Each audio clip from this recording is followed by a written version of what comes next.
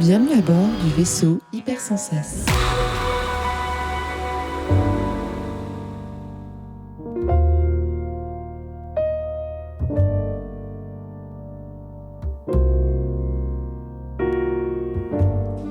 Bonjour à tous et bienvenue dans ce 9e épisode de Ciné Essentiel, une mini-série cinécure dans laquelle David Emmanueli et moi-même, Charles-Édouard Wasselin, nous fouillons la carrière d'un cinéaste à nos yeux incontournable, Henri-Georges Clouzot.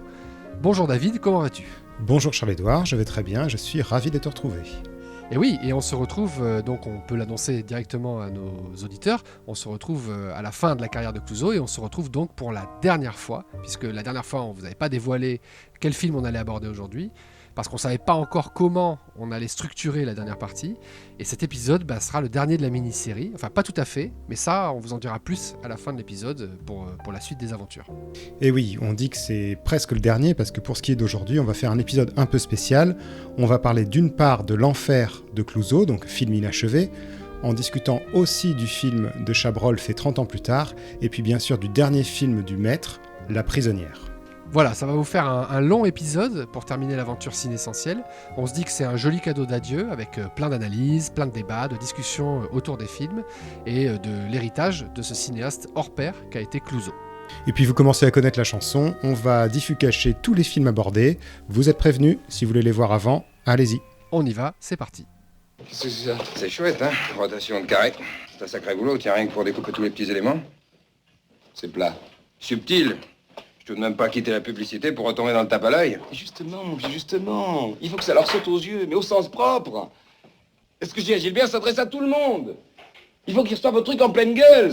Alors, on va reprendre où on s'était arrêté, tout simplement, donc avec la fin de La Vérité, qui est un succès. Clairement, si la nouvelle vague n'a pas goûté tellement le film, le public, lui, ne s'y est pas trompé, avec Brigitte Bardot qui donc est vraiment ovationnée pour le rôle. Mais bon, on en avait déjà parlé la dernière fois, donc pas la peine de s'étendre plus longtemps que ça. Et donc là, il va y avoir plusieurs choses qui vont se mettre en place, puisque c'est une période un peu délicate pour Clouzot. Notamment parce que, on l'avait dit aussi la dernière fois, il va perdre Vera. Vera décède le 15 décembre 1961, c'est ça ? 1960. 1960. Alors notamment, il va y avoir un film avec Carlo Ponti. Carlo Ponti, c'est un producteur important, notamment le compagnon de Sophia Loren, jusqu'à ce qu'ils réussissent à se marier. Donc encore, cet entourage, là, on avait vu que Sophia Loren avait failli tourner avec lui. On s'était même dit que c'était bien dommage que ça n'ait pas existé. Oui. Donc là, Carlo Ponti lui fait une proposition, puis finalement, le projet ne verra pas le jour.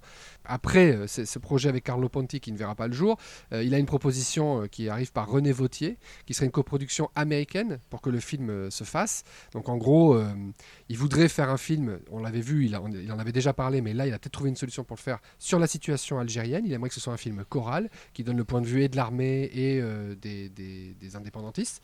Et la solution que lui propose René Vauthier, c'est d'aller chercher de l'argent américain, ce qui permettrait d'échapper en fait à la censure française. À partir du moment où les Français ne financent pas, ils n'ont pas leur mot à dire.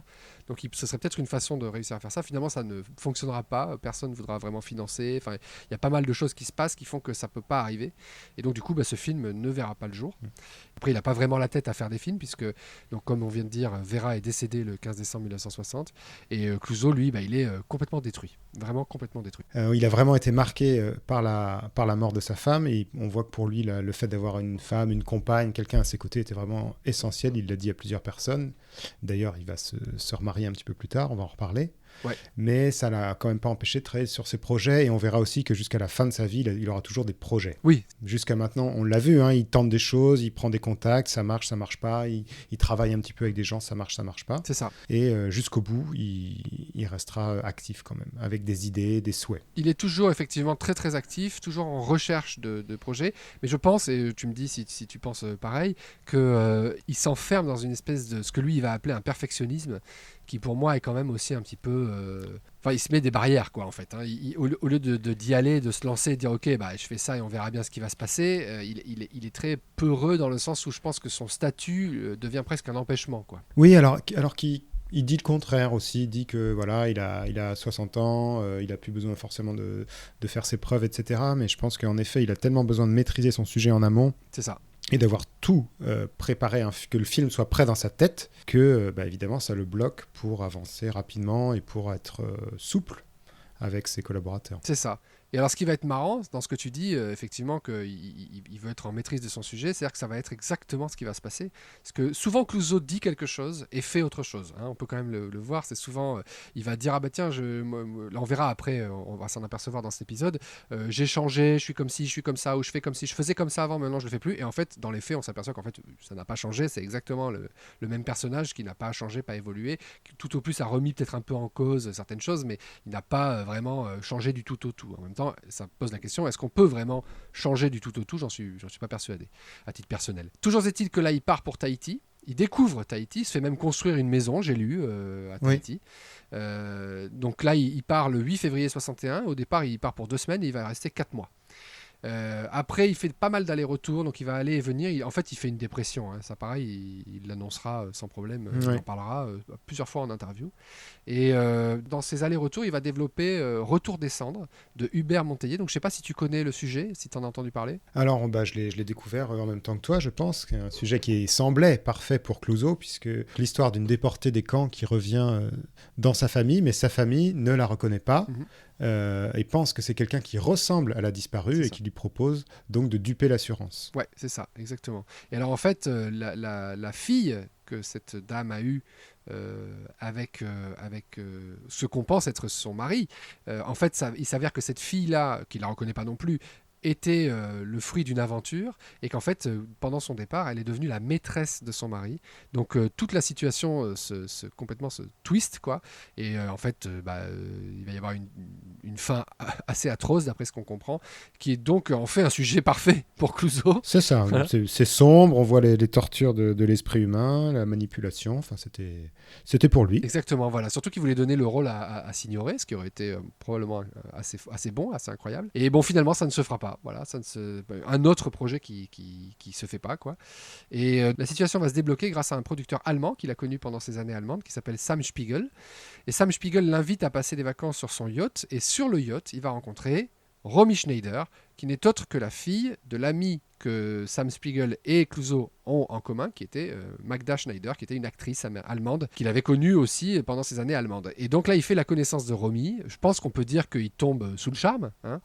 Oui. Et il a envie d'écrire pour elle. Voilà, il a envie d'écrire un sujet. Donc il commence, là, la machine se remet en route et il commence à réfléchir à pas mal de choses. Alors il y a un premier projet, je pense que tu l'as lu aussi, à propos d'un homme en imperméable qui viendrait sonner à la porte et puis on ne saurait pas qui c'est. Enfin, il y a une histoire mystérieux, juste décrit comme ça, c'est ça. Donc, voilà, donc c'est un truc. Il suffit d'avoir un imperméable pour être cet homme-là. Oui. Voilà, exactement. En fait, apparemment, cet imperméable passerait parmi les gens et transformerait les gens. Enfin, c'est pas très clair, mais c'est une histoire qui frôle avec le mysticisme. Mysticisme qu'on voyait déjà dans le bouquin qu'il avait écrit en rentrant du Brésil, on en avait parlé. Donc c'est quelque chose qui lui trotte dans la tête. Bon, finalement, ce sera pas ça. Et là, ce qui va commencer à poser, en fait, ce sera les bases de l'enfer. Mais on va y venir. Entre-temps, il recroise Inès Arnaud, qu'il voulait pour La Chambre Obscure, pour donc le scénario qu'il avait commencé à développer avec Sartre. Et il la recroise en 62. La dépression le reprend. Bon, ça traîne, hein, on s'aperçoit. Je pense qu'il se remet difficilement de la mort de Vera, puis on le comprend. Et puis elle va être à son chevet, puis elle va le soigner et tomber amoureuse de lui. Alors, il faut savoir quand même, c'est important de le dire, que Inès Arnaud a 18 ans de moins que Henri-Georges Clouzot. Hein, donc voilà, c'est quand même à noter. Et le 28 décembre 1963, donc vous voyez, hein, 3 ans plus tard, à peu de choses près, il se remarie avec donc Inès Arnaud qui sera son épouse jusqu'à la fin de ses jours. Exactement, la dernière. C'est ça. Alors elle est très très croyante, elle va d'ailleurs reconvertir Clouzot à la religion, lui qui avait un peu abandonné ça à l'adolescence en s'intéressant notamment à la philosophie de Jean-Paul Sartre, mais pas que. Et là, il va retomber sur des écrits, alors je vais vous dire le nom de l'écrivaine sur laquelle il retombe, c'est Simone Weil, mais attention, évidemment, pas la Simone Weil à laquelle vous pensez, une Simone Weil qui est un homonyme et qui est une philosophe, et particulièrement une philosophe chrétienne, qui parle beaucoup de Dieu et de ce qui touche à Dieu, et ça touche beaucoup Clouzot, je pense qu'on peut le dire comme ça, et qui donc va vraiment se replonger, notamment on voit dans ses journaux qu'il fait référence à Dieu en disant que ta volonté soit faite, etc. etc. Enfin, voilà. C'est ça, il s'interroge beaucoup sur la foi, là au sens religieux, mais bon, la foi, ça peut aussi être dans des projets artistiques et des créatifs. Oui, d'ailleurs, on verra bien que ça se mêle. Hein, comme souvent chez Clouzot, il y a un mélange des genres qui va être déterminant pour la suite. Ce qu'on peut noter aussi, moins important, mais quand même qui a sa petite importance, c'est que Clouzot redéménage à Paris avec Inès Arnaud. En fait, sa maison de Saint-Paul-de-Vence a subi un glissement de terrain, donc elle est inhabitable. Au début, ils vivent chacun de leur côté, et puis en fait, ils voyagent de plus en plus à Paris. Puis un jour, cette maison-là, à la Colombe d'Or, elle est complètement détruite par un glissement de terrain. Le chalet que lui avait fait fabriquer donc le propriétaire de la Colombe d'Or. Vous vous souvenez peut-être qu'à un moment donné, il avait obtenu un chalet au tout début de son histoire avec Vera. Oui, la femme, c'est pas Titine ou quelque chose comme ça? Je me souviens plus. Ouais. Enfin, la tenancière. Ouais, il lui avait fait ça effectivement, puis il avait même fait un atelier à côté. Enfin. C'est ça. Et puis dans la même époque, une rencontre qui va être déterminante pour la suite aussi, qui est la rencontre avec Vasarely et la découverte de l'art cinétique. Et donc là, il y a quelque chose qui se déclenche et qui va mettre en place toute la suite. Écoute, on peut pas dire que je sois jalouse. Si vraiment tu voulais t'envoyer une nana, c'était pas la peine de me faire venir ici. De quoi j'ai l'air, moi? Tu sais qui c'est, cette nana? C'est Justine Godard, ma vieille, la chroniqueuse de Voilà Paris. Elle a trop de ma rotation de carré formidable. Va faire tout un papier sur moi, il faut que je la chauffe un peu. On va la chauffer au bistrot, vous serez plus tranquille. Ou bien ramène-la directement chez elle. Tu sais bien que ma voiture est à l'Agny. Prends la mienne. Ce qui est en train de se dessiner, vous l'avez compris, ça fait déjà pas mal d'épisodes qu'on vous en parle, c'est l'enfer. Pourquoi est-ce qu'on vous parle de l'enfer? Parce que ça va être un projet pharaonique pour Clouzot et un projet qui au final ne verra jamais le jour. Oui, il faut bien qu'on soit clair qu'on parle d'un film inachevé, un film qui n'a jamais vraiment existé en tant que tel. Et un film qui existe dans la tête de beaucoup de cinéphiles, particulièrement les gens qui aiment Clouzot, donc imaginez-vous bien que David et moi, c'est un film qu'on rêverait de voir. On va voir que c'est un petit peu possible, pas complètement, et on va voir aussi un petit peu le lien, d'abord la marque que va laisser ce film dans la vie d'Henri-Georges Clouzot, et le lien qu'il peut avoir avec son film suivant, le dernier, donc La Prisonnière. Mais je m'égare, on va commencer à vous parler un petit peu de comment l'enfer va se mettre en place. Donc au début, l'histoire, c'est l'histoire d'un homme atteint de multiples obsessions. On vous en a parlé tout à l'heure, c'est une histoire avec un homme du par-dessus, quelqu'un vient le visiter, il rêve, enfin on ne sait pas trop s'il rêve ou pas, et puis il y a une espèce de volonté de la part de Clouzot de partager ce qu'est la psychose en fait. Donc, c'est tout à fait ça. Il veut faire ressentir au spectateur ce qu'est une pathologie ou une névrose. Parce qu'il dit, c'est facile de le dire, de décrire un personnage en disant « il est malade, il est fou », mais comment est-ce qu'on peut le faire ressentir physiquement, visuellement au spectateur? Exactement. En fait, c'est quelque chose qui traîne depuis pas mal de temps, mais ça, on en a parlé dans tous les épisodes, cette espèce d'obsession qu'il a pour ce que tu as très justement appelé les passions humaines, et particulièrement la jalousie, et ça tombe bien parce que c'est la jalousie que Clouzot va choisir pour parler de l'enfer. De la folie. Ouais, de la folie, et pour aller explorer ses psychoses, finalement, il va s'arrêter et recentrer tout sur la jalousie. La jalousie, vous avez bien vu qu'on en a parlé, on en parle depuis longtemps, Quai des Orfèvres, Manon, même d'une certaine manière Miquette et sa mère. Il y a les hommes jaloux et des femmes jalouses, mais surtout des hommes jaloux, il y en a plein son œuvre en fait. On retrouve ça à peu près dans tous ses films. Donc là, en fait, l'enfer, c'est un héritier direct de la chambre obscure finalement. On en parlait dans Ciné Essentiel numéro 3, donc vous pouvez aller réécouter celui sur Quai des Orfèvres. C'est un peu le digne héritier de ça, et cette volonté de parler d'un flux de conscience en fait, de mettre à l'écran un flux de conscience, elle est là depuis très longtemps chez Clouzot. Alors, c'est la première fois que Clouzot écrit un scénario sans aucun appui. Donc dans l'épisode précédent, vous avez dit c'est la première fois que Clouzot écrit un scénario sans adapter. Oui, c'est pas la même chose adapté. Là, il n'y a même pas d'affaire en fait. C'est un vrai scénario original. Et d'ailleurs, je me demande si c'est pas ça aussi qu'il a d'une certaine manière mis dans l'impasse.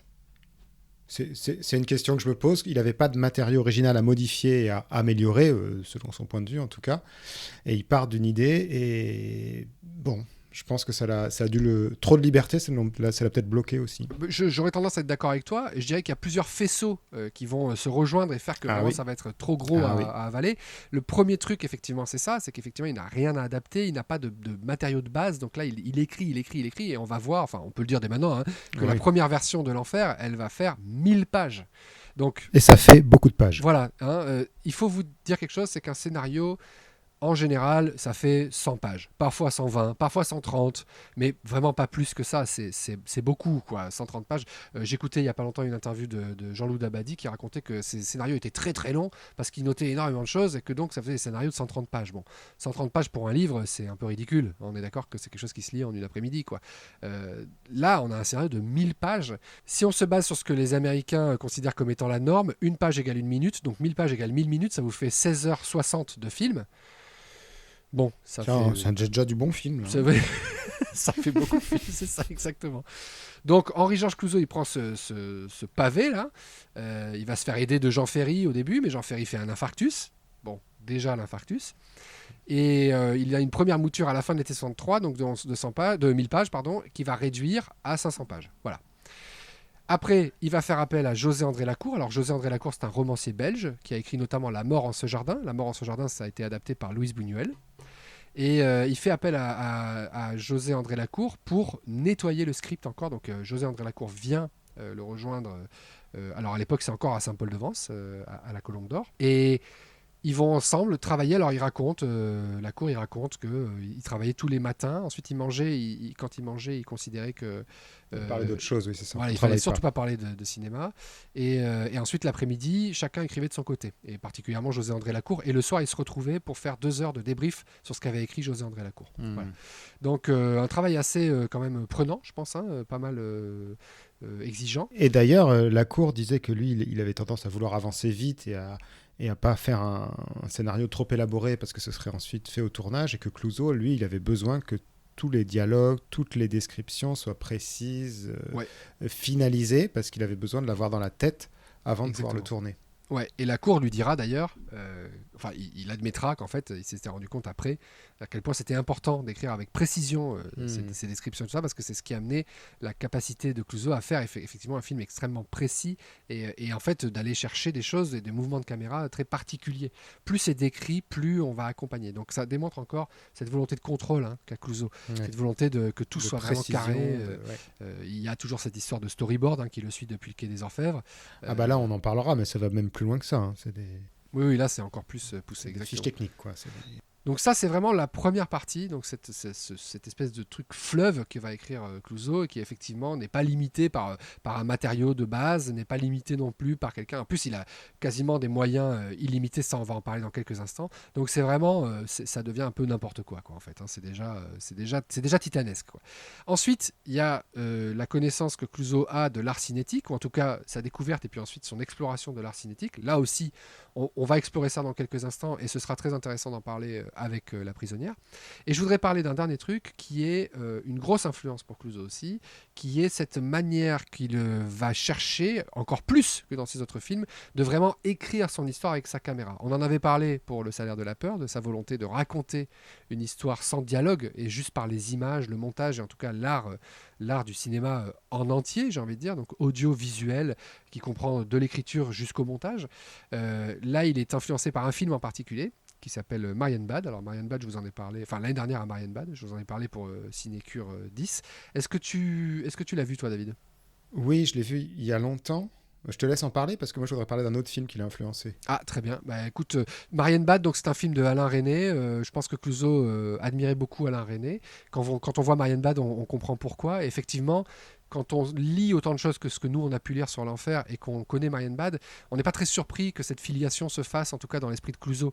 Il y a quelque chose effectivement qui relève de l'exploration, j'en avais parlé donc dans Cinécure épisode 10, l'exploration d'un souvenir et l'exploration de ce qu'est la mémoire en fait, comment est-ce qu'on fonctionne nous les êtres humains, et cette exploration elle se fait non seulement avec un récit qui est complètement éclaté dans Marienbad, claqué au sol comme diraient les jeunes, mais pas tellement claqué au sol que ça, parce qu'en fait c'est vraiment une façon de mettre en image qui est extrêmement unique à ce moment-là. Il y a une utilisation notamment du montage, mais aussi de la technique de la caméra et de la technique d'éclairage sur le plateau qui est jusqu'à présent unique. En fait, on n'avait jamais vraiment vu ça, à part dans des films expérimentaux, j'imagine, mais dans des films entre guillemets grand public qui sortent au cinéma, il ne doit pas y avoir énormément d'exemples, s'il y en a. Oui, c'est là où on voit la difficulté de représenter visuellement ce qui peut se passer dans nos têtes humaines. Oui. Et c'est là où je voulais parler de l'autre film, c'est 8,5 de Fellini, qui est aussi, enfin, que ses collaborateurs ont mentionné comme étant une influence de Clouseau pour l'enfer.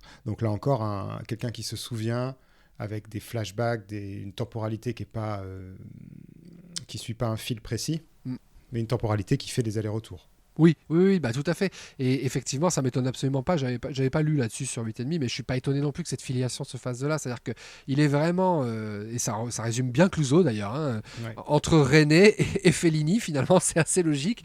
Entre une espèce de vision très romantique de la vie que peut avoir Fellini et un peu qui s'arrange un peu de sa vérité, on va dire ça comme ça.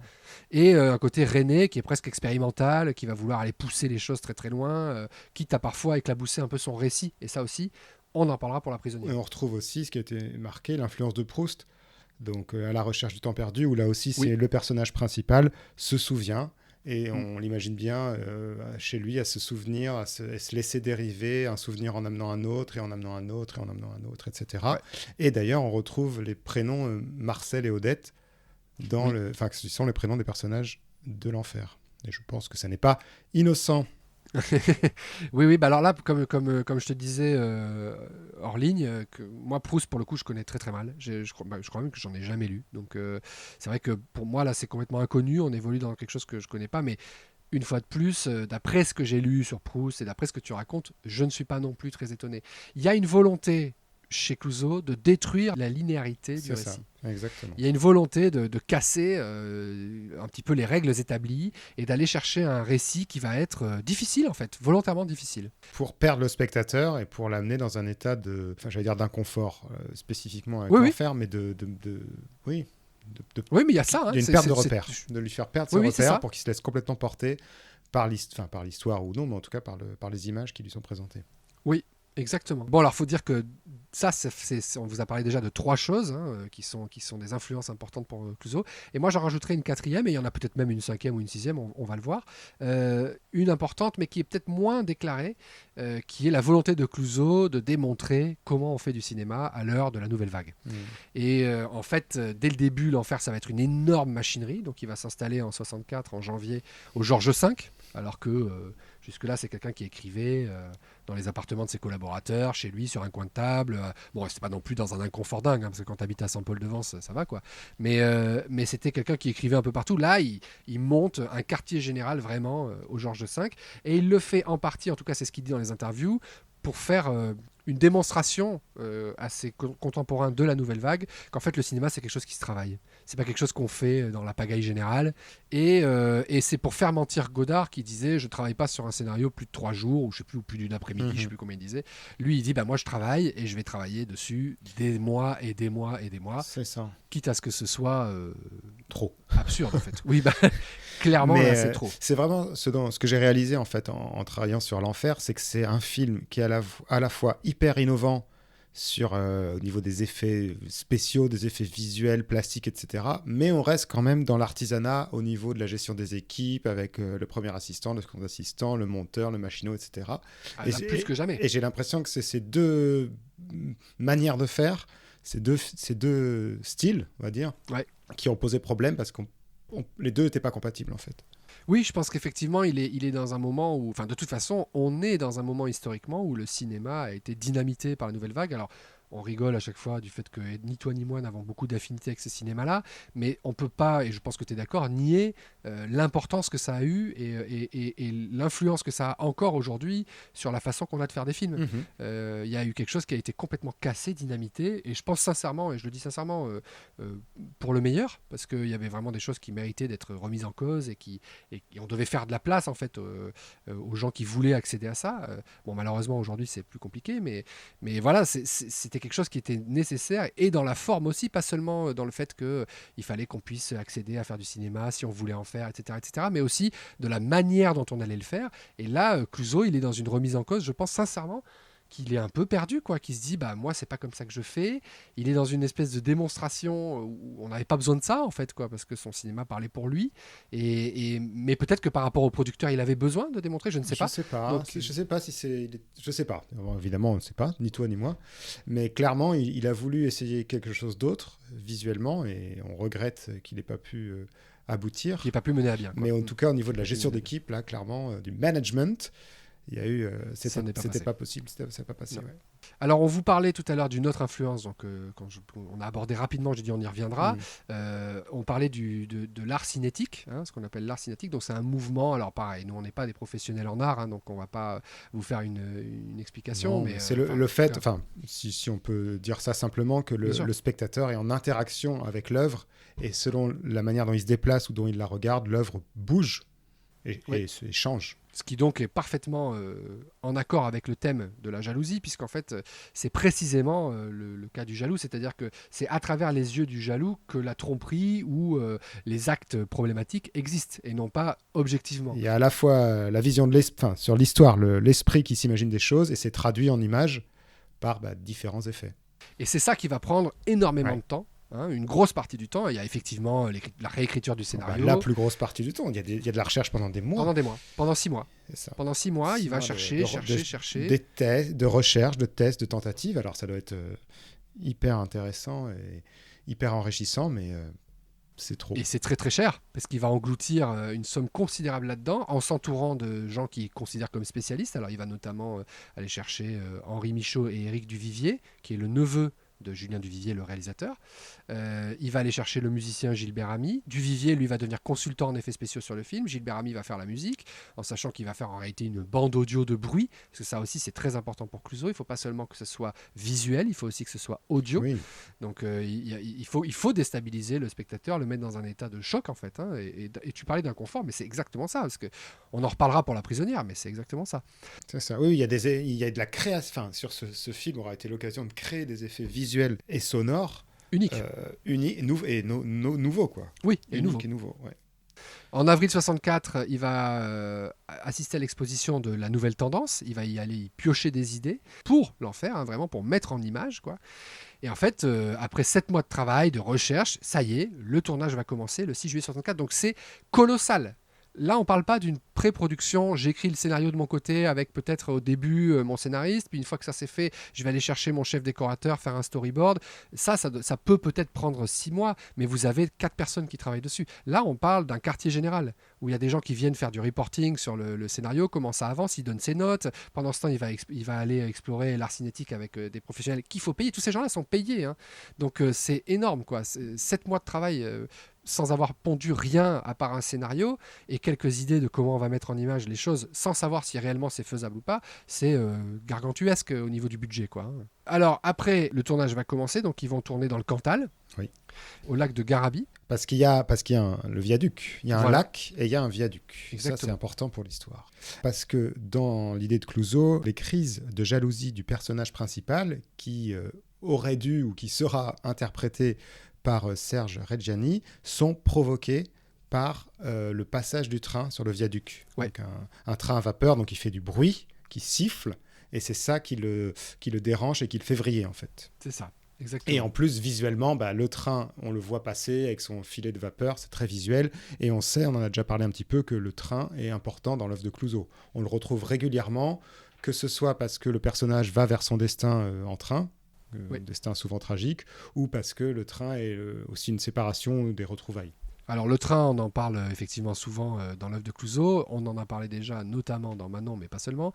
Là, il est présent dans l'enfer et il sera présent dans La Prisonnière aussi, on y reviendra tout à l'heure. Et petite anecdote, je ne sais pas si tu as lu cette anecdote-là, mais pour donner un petit peu la mesure de justement la démesure de ce tournage, pour un effet pour un plan qui dure quelques secondes dans le film, il faut faire marcher donc ce train à vapeur sur le viaduc, donc il obtient l'autorisation de faire marcher. Oui, sauf parce que évidemment là, c'était des trains électriques à l'époque. Exactement, il faut faire revenir un train à vapeur. Voilà, exactement, parce qu'il veut effectivement cette cheminée, cette vapeur, etc., ce sifflet particulier. Enfin bon, voilà, le genre de démesure qu'on peut lire sur des milliards de tournages quand on s'intéresse un petit peu au trivia. Là, c'est arrivé à un directeur, enfin un réalisateur français avec cette histoire, et donc il il envoie Gilbert Ami faire des prises de son sur les rails où il faut pouvoir prendre ce son si particulier du rail ce rail qui va vibrer à l'arrivée du train. Gilbert Ami dit d'ailleurs qu'il a un matériel tellement professionnel qu'il entend le train dans le micro 2 km avant qu'il arrive. Enfin bon, bref, un truc un peu fou. Et en fait, pour que le train ait exactement le même son que s'il était rempli de voyageurs, on va remplir 12 à 14 wagons, c'est énorme, hein, de gravier pour que ça ait le même poids. Et donc là, ils sont obligés de faire appel à des ingénieurs pour être sûr que le viaduc va résister au poids. Enfin, à chaque fois, une décision entraîne une autre. Tout devient complètement fou, quoi. Complètement fou. C'est ça, Donc démesuré. ça, c'est démesuré, c'est la démesure totale. Le plan, en l'occurrence, on le voit dans le documentaire qui a été fait, qui s'appelle L'Enfer de Henri-Georges Clouzot, qui est super. Et le plan est effectivement magnifique, surtout qu'il a réussi à convaincre Romy Schneider de se mettre poitrine dénudée, attachée sur les rails. Enfin, c'est assez impressionnant à voir. C'est quand même très, très... bizarre en fait, quoi, cette espèce de mélange du corps de Romy Schneider et de ces rails, de cette énorme machine qui arrive derrière, c'est troublant. Et puis les plans aussi de Reggiani, tu sais, qui est en bas. Oui. Et on le voit, et au-dessus de lui, il y a le viaduc et le train qui passe. Enfin, il y a un effet de premier plan, arrière-plan qui est fantastique. Ouais, exactement. Et d'ailleurs, ça me fait penser, enfin, on l'a évoqué, on va en reparler, là, ses fiches de travail, parce qu'on on parle même plus de storyboard. Oui. C'est plus juste un petit dessin avec un mouvement de caméra, c'est des fiches techniques hyper élaborées, millimétrées. Tout est décrit, millimétrées. Enfin, on peut les retrouver sur Internet. Il y a quelques-unes qui ont été publiées.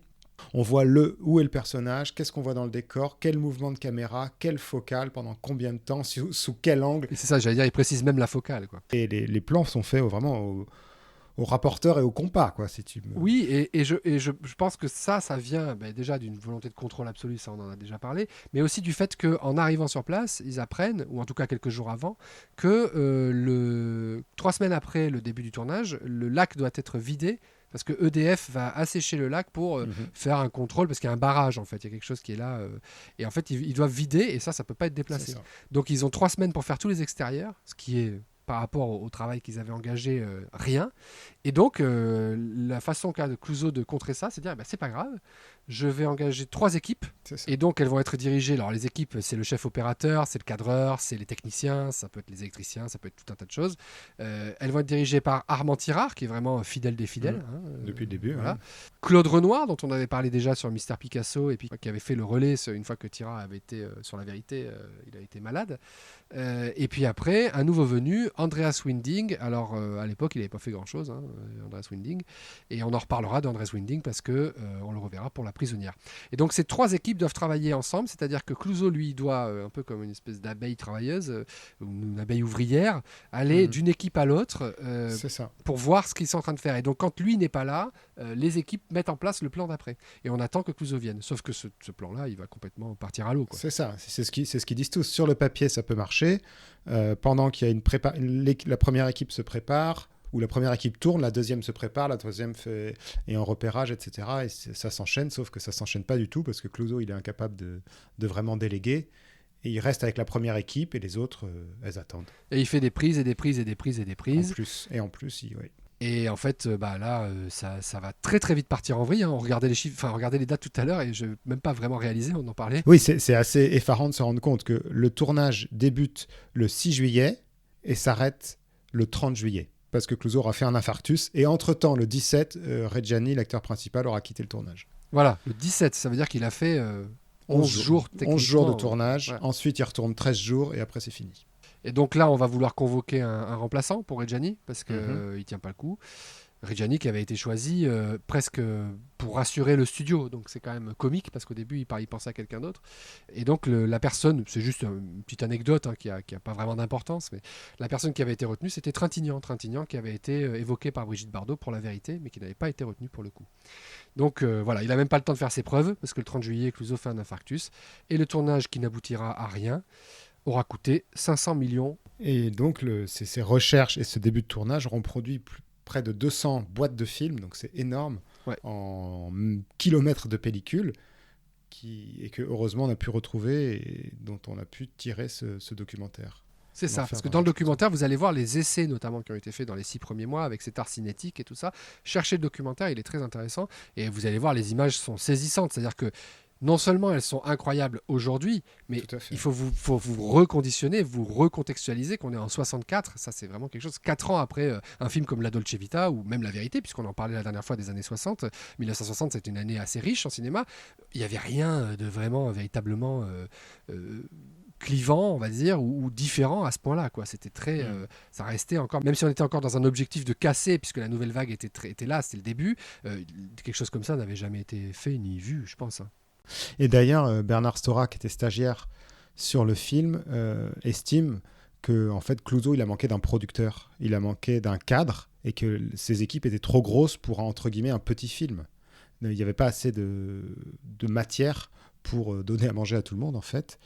Et on peut supposer que là, qu'il a été trop ambitieux, en fait. Mais ça reste quand même très intéressant. Ce documentaire est très agréable à regarder, donc ça reste intéressant pour voir ce qu'est l'enfer et pour voir aussi, je trouve, la manière dont se passe ou dont se passait un tournage. C'est vrai. Les étapes et un peu ce qu'il ne faut pas faire, tu sais, comme le documentaire sur le Don Quichotte de Terry Gilliam, ce genre de choses, quoi. Ouais. Qu'est-ce qui a capoté, quoi. Ça me fait penser aussi aux Portes du Paradis de Michael Cimino, forcément. Tout à fait. Bref, ces grands crashs assez connus dans l'histoire. Apocalypse Now, ce qu'aurait pu être Apocalypse Now, ou Sorcerer, on en avait parlé au moment du Scénario de la peur. C'est vrai que c'est des films qui ont été gargantuesques. Alors certains ont réussi à en émerger, d'autres en ont émergé, ont fait un bide, et puis celui-là, lui, il émerge même pas. Mais bon, voilà, on voit ce que ça aurait pu être, on voit des images qui restent toujours fantastiques, et il y a quand même quelques scènes... Enfin, moi, je sais pas, la scène du ski nautique, enfin, Romy Schneider qui fait du ski nautique sur le lac et Reggiani qui court en arrière-plan, j'en reste assez effaré. Ou la scène du marché, ces trouvailles, tu sais, où les visages apparaissent en gros plan parce qu'il y a des lentilles qui sont collées sur une glace qui est devant la caméra. Ça donne vraiment des effets assez fantastiques. Il est bien évident qu'il faut démocratiser le produit artistique par l'idée des multiples. Pourriez-vous nous la préciser ? Eh bien, il ne s'agit pas de reproduire à X exemplaires un tableau de chevalet. Dans mon équipe, il n'y a pas un original et des reproductions. Non, tous les objets sont identiques et multiples. Je les tire à 400-500 exemplaires, voilà tout. En sorte que vous n'êtes plus un marchand de tableaux au sens traditionnel. Non, absolument pas. Je lance le supermarché artistique. Je ne stocke pas, je solde. Ça doit impliquer des investissements... Oui, considérables. De l'ordre de plusieurs centaines de millions d'anciens francs. Jamais personne n'a pris de tel risque dans la profession. Et si le grand public restait insensible à cette forme d'art ? Mais je ne pense pas qu'elle surprenne les jeunes générations. Évidemment, l'art cinétique détonne un peu dans nos vieilles villes, mais il correspond au monde contemporain. Il nous aide à le comprendre en même temps qu'il en est le reflet. Merci. Comme on le disait tout à l'heure, on n'a pas l'enfer de Clouzot, mais on a l'enfer de Claude Chabrol, qui est un film qui a été fait 30 ans plus tard. Alors moi, je pensais, avec le scénario de l'enfer, d'après ce que j'avais lu, et ça me semblait assez proche puisque je l'ai vu il n'y a pas longtemps. Toi, tu dis que c'est une autre version. Oui, mais j'ai pas vraiment plus de précision que ça. Je sais qu'il s'est basé sur cette première version, mais qui n'aurait pas été celle qui a été choisie par Clouzot. D'accord. Mais en effet, au vu de ce qu'on peut voir, ce qu'on peut connaître du scénario de Clouzot au niveau des dialogues, oui, c'est très similaire. Ouais. Je pense qu'on peut parler d'hommage. Après, bon, Chabrol a ce côté un peu... Alors là, c'est un peu injuste ce que je veux dire, parce que justement, c'est pas le cas, je trouve. Un peu téléfilm, parfois. Téléfilm de grande qualité, quoi, tu vois. C'est ça, c'est de bonne facture. Voilà. Mais c'est pas novateur. C'est ça. Il n'y a pas grand-chose de novateur, même s'il y a quand même 2-3 effets assez impressionnants, et que je trouve que Alors, Cluzet est bien, mais celle qui m'a vraiment scié, c'est Béard. Parce que je ne m'attendais pas du tout à ça de sa part. Et surtout, au début du film, je me disais, bon, elle est gentille, mais voilà, quoi, c'est clairement pas... elle n'est pas au niveau, quoi, tu vois. Et en fait, tu comprends, plus le film avance, qu'en fait, c'est son personnage qui est comme ça, un peu neuneux, un peu agaçant, sans souci. qui fait des minauderies, tout ça. Voilà, exactement. Au début, j'étais là, genre, ouais, ça va être lassant si c'est ça pendant 1h30, je vais pas y arriver, quoi. Et en fait, à la fin, elle n'a plus rien à voir. Il faudrait prendre une photo d'elle à la fin et une photo d'elle au début pour comprendre que c'est pas juste du maquillage. Oui, c'est ça. C'est que la jalousie du personnage de Cluzet l'a ruinée, l'a détruite, l'a minée, quoi. Alors que lui, j'ai envie de dire, c'est presque l'inverse. Tu sais, au début, il est très sombre, il est un peu coincé, il est très en retrait. Et plus il devient fou, plus il devient expressif, ironique, tu sais. Mais j'ai compris, hein, je sais. Et là, je trouve qu'il prend en épaisseur. Il y a une forte actualité, je trouve, évidemment, avec MeToo et toutes les violences faites aux femmes sur lesquelles on fait lumière en ce moment. Et là, c'est extrêmement dérangeant. Toute la dernière partie du film est très très malaisante. Je sais pas ce que tu en as pensé. Bah, quand ils vont tous les deux chez le docteur, Ouais. et il dit qu'elle est hystérique, et que... Enfin bon, le docteur veut l'interner lui, mais il fait croire que c'est elle pour que lui l'accepte, et C'est ça. il y a un jeu d'esprit qui est assez malaisant, Ouais. en effet. D'un seul coup, et puis je trouve que c'est une vraie plongée, pour le coup, je trouve que Chabrol a bien réussi ça, c'est une vraie plongée dans le monde de ces gens-là qui sont complètement atteints de folie psychotique, quoi, tu vois, où tu dis, mais enfin, il imagine en train de coucher avec tout le monde, enfin, c'est ridicule, ça n'a aucun sens, quoi, tu vois, tu t'aperçois très vite que, en fait, ce qui se passe, c'est que sa femme est très belle, puis voilà. Ben, on pourrait même dire, aussi avec Reggiani ou Schneider, il a épousé une femme beaucoup plus belle que lui. Oui, Quoi. oui, clairement. C'est Et ça, du coup, bah, ça peut être difficile à supporter parfois, je suppose. Oui, j'imagine. Mais ce qui se passe, en tout cas, c'est que Chabrol va donc faire un film qui est quand même, qui a son, enfin, il a du mérite quand même de faire ce film, je trouve, Chabrol. Tu vois, il s'attaque à un gros morceau de l'histoire du cinéma français, hein, puisque L'Enfer avant 94, c'était quand même le film que Clouzot n'avait pas réussi, probablement celui qui l'a tué. Donc dire, bah moi, je vais le faire, je vais m'attaquer à ce morceau-là, bah chapeau quand même. Déjà, rien que ça, c'est courageux. C'est sûr que sur le scénario, il y a beaucoup de similitudes. Il s'en est bien sorti. Après, évidemment, je trouve que visuellement, enfin, le travail sur le son et les images est un peu mineur. Alors, quand je l'ai vu, je l'ai vu avant de voir La Prisonnière. Et du coup, j'avais trouvé ça bien. Je me suis dit, ah non, c'est quand même vachement bien. Il y a plusieurs moments où l'éclairage change du tout au tout. Oui. Il y a plusieurs trucs. Mais c'est vrai qu'une fois que tu as vu La Prisonnière, ça reste assez classique. voilà, Quoi. une fois que tu as vu La Prisonnière, où Clouzot va reprendre beaucoup d'effets qu'il avait préparés pour L'Enfer, bon, évidemment, c'est même pas comparable en fait. Mais c'est ça. Mais bon, je pense que c'est pas ça qu'on attendait de Chabrol. Non, clairement. Il a fait du Chabrol. C'est toujours agréable à regarder, mais il n'y a pas cette expérimentation et cette démesure qu'espérait Clouzot. C'est ça. Voyez L'Enfer et puis voyez La Prisonnière après, et vous aurez une petite idée de ce à quoi ça aurait pu ressembler. Mais on voit, oui, les petites différences. Tu vois, là où Clouzot avait choisi le train et le sifflement du train comme déclencheur des crises, Chabrol, il choisit des avions. Ouais. Mais bon, qui passent, on les voit pas. C'est moins... J'allais dire, c'est moins sensuel. Oui, bah, parce qu'il y a un côté, c'est... effectivement, ce viaduc avec ce train qui passe, c'était c'est extrêmement visuel. Là, pour le coup, c'est que audio. Il n'y a aucun moment où on filme complètement l'avion.